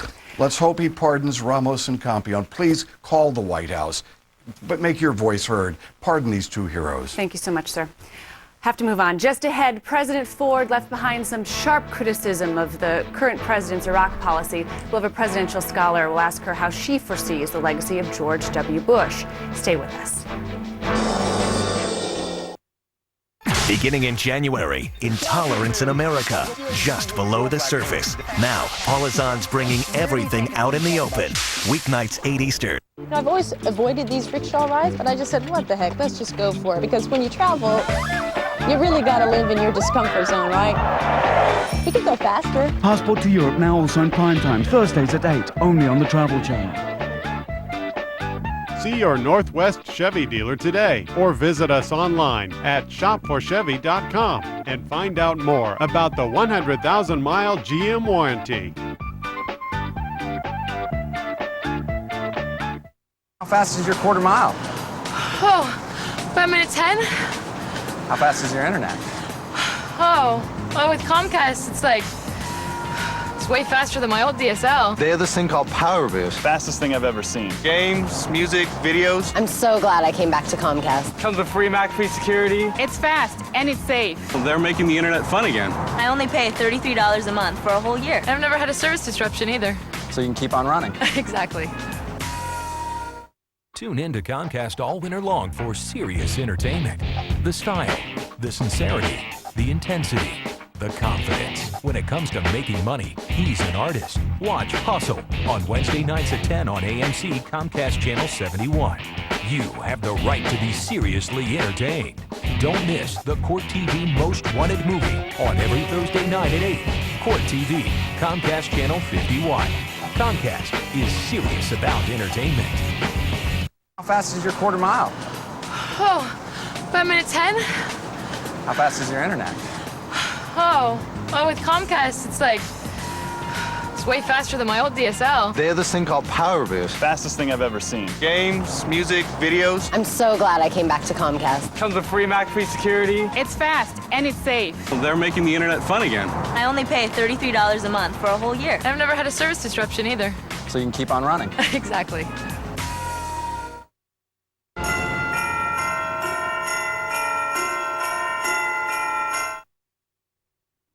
Tomorrow begins the 6-day-long state funeral for Gerald R. Ford. Presidential historian Joan Hoff joins me now to look at the 38th president's legacy and the legacy of the current president, who's trying to work on security measures in an increasingly chaotic Iraq. Welcome to the program. Thank you for having me. We've been hearing so much about the legacy of Gerald R. Ford, described as a heroic man, decent, honest, courageous. What about that legacy as it pertains to foreign policy? Well, that's the problem. I think because it's true he was a decent, good man. We all know that good guys sometimes, come in last. And he didn't get credit for the positive aspects of his foreign policy. And at the same time, he inherited a number of things from Nixon and from Kissinger, which gave him a negative reputation. But let's look at what I think are the positive things for which he didn't get credit. Right. Helsinki, the signing of the Helsinki Right. Accords, the amnesty he gave to those who were protesting the war out of the country, the early negotiations with Panama to give the Suez Canal back to Panama, and even the entrance of Vietnamese refugees were all positive things which were criticized enormously at the time by conservatives in both parties. And then he inherited from Nixon, of course, the fact that we had to, in a very humiliating way, get out of Saigon. And we inherited from Nixon policies toward Latin America, the coup in Argentina. Mm-hmm. We basically supported the Pinochet regime we were supporting. And then the whole thing having to do with the Mayagales affair, that ship, the merchant ship where 40 Americans were captured by Cambodians. And this was all Kissinger's advice. By the time Kissinger said, let's take that island where they thought the crew was, they weren't there any longer. Right, 39 crew members eventually saved, but 41 rescuers were killed. 41 rescuers were killed and untold numbers of Cambodians. And so it's sad for me to see that happen to Ford, because he did make some very courageous political and moral decisions, and yet he was hamstrung or really just overburdened by the negative aspects, which I really blame on the foreign policy on Kissinger, because Kissinger was the one who was promoting some of the more negative aspects of his foreign policy. In July 2004, President Ford did an interview with Bob Woodward. He spoke out about President Bush's decision to go to war in Iraq. This is what he said. I don't think if I had been president, on the basis of the facts as I saw them publicly, I don't think I would have ordered the Iraqi war. I would have maximized our efforts through sanctions, through restrictions, whatever, to find another answer. Yesterday, President Bush sort of heralded this man's common sense, and then today we learned that he was someone who questioned Bush's decision. Yes, and you have to remember that Ford was a classic moderate Republican. That meant he was non-interventionist even as president, and I think he remained non-interventionist after the presidency. And he was a fiscal conservative. He was everything the radical wing of the Republican Party no longer is. And so his statement there, I think, was perfectly in keeping with his moderate Republican position. If he had been elected in '76, or if Nixon hadn't resigned, I think moderate Republicans would have continued to control the Republican Party, and we wouldn't have had the Reagan presidency with the his defeat set the stage for a rise of neoconservatism. Yes, and you had neoconservatives opposing him in the primaries in 1976. He didn't lose that election because of the pardon, although it was unpopular at the time. He lost the election because Reagan supporters sat on their hands during that election. If you look at the primaries, wherever Reagan won the primaries, those states did not come out and 100% for it in the election. We have to turn to the legacy of George W. Bush. You say that the legacies are based more on perception than reality. What is now, I guess, the perception of the legacy of George Bush? Well, that's it. If a legacy is 90% perception when a president goes out of office and 10% reality or facts, George Bush has the worst of all possible worlds, because reality and perception are 100%. 100% is the perception that Iraq has failed, and 100% is the reality that Iraq has failed. So he's in the worst of all possible situations, and he's frantic about this legacy. And he's getting advice at the moment from two different groups. The neocons now want him to go for broke, probably increase the troops, get a quick, clean victory if possible, and also possibly bomb the nuclear facilities in Iran. And what I'm calling the retreads, those people from his father's administration and of that generation, the Iraqi study group people, what are they preaching? Right. They want a Vietnamization of Iraq, an Iraqization of that war. And if you look back to Nixon, that war continued for 3 years after Iraq, after Vietnamization, and it's probably going to continue with the recommendations of that group. We have to leave it there. Fascinating issues to dig into. It's hard to talk legacy when you're in the middle of it sometimes. Joan Hoff, presidential historian, thank you so much for joining us, Joan. Thank you. Still ahead, the results of tonight's poll and more of your thoughts. Stay with us. Right now, we'll give you top quality vitamins and supplements for just 89 cents. That's right, just 89 cents. These, essential for a healthy heart. These, for joint support. These, to help your memory. Or any of these. And not just any vitamins. They're from Puritan's Pride, the #1 direct-to-you vitamin manufacturer. Just 89 cents each when you call now for these special introductory coupons. How can we do it? We're the manufacturer. We make them with the highest quality ingredients. We sell them directly to you, and right now you can try them for just 89 cents. There's no obligation. Your satisfaction is 100% guaranteed. Plus, call now and you'll get the complete Puritan's Pride discount catalog free. You'll also get a $10 off bonus coupon good for any of the 1,400 top quality products you'll find inside. Call now for this special bonus, the Comprehensive Vitamins and Supplements to Live By Guide. Yours free. Call or go to PuritanTV.com right now. Well, I can't walk.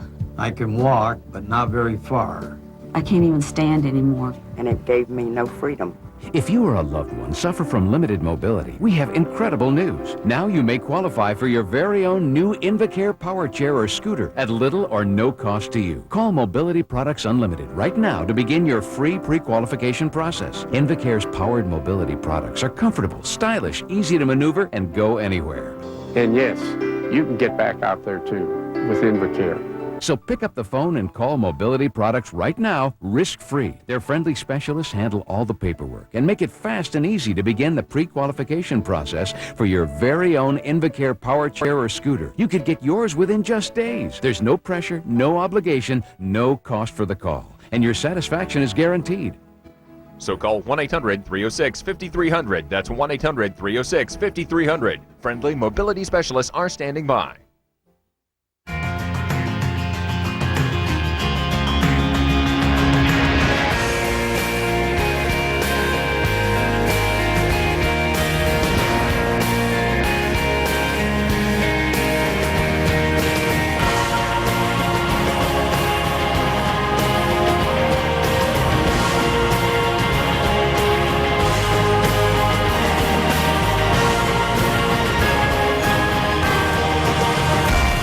Closed captioning hours on CNN, sponsored in part by Jennifer Convertibles. From Jennifer Convertibles, a Simmons microfiber sofa bed, just $2.99. Only at Jennifer, $2.99. Jennifer Convertibles, the only place to buy a sofa bed. Now the results of tonight's poll, 83% of you believe China's naval buildup is a direct threat to the United States. Time now for more of your thoughts. Ron in Utah, President Ford left a legacy behind that will be remembered for generations, and he will undoubtedly go down as one of the finer presidents this nation has ever seen. Nancy in Tennessee, we remember President Ford for having the insight and integrity to pardon President Nixon. Why can't President Bush pardon Ignacio Ramos and Jose Compián? Karen in Arizona, why is anyone surprised about former members of Congress working as lobbyists for corporations? Haven't they been working for them all along? And Martin in Texas, I would like to see legislation passed that would phase out lobbying. It only serves the interests of the privileged few who are able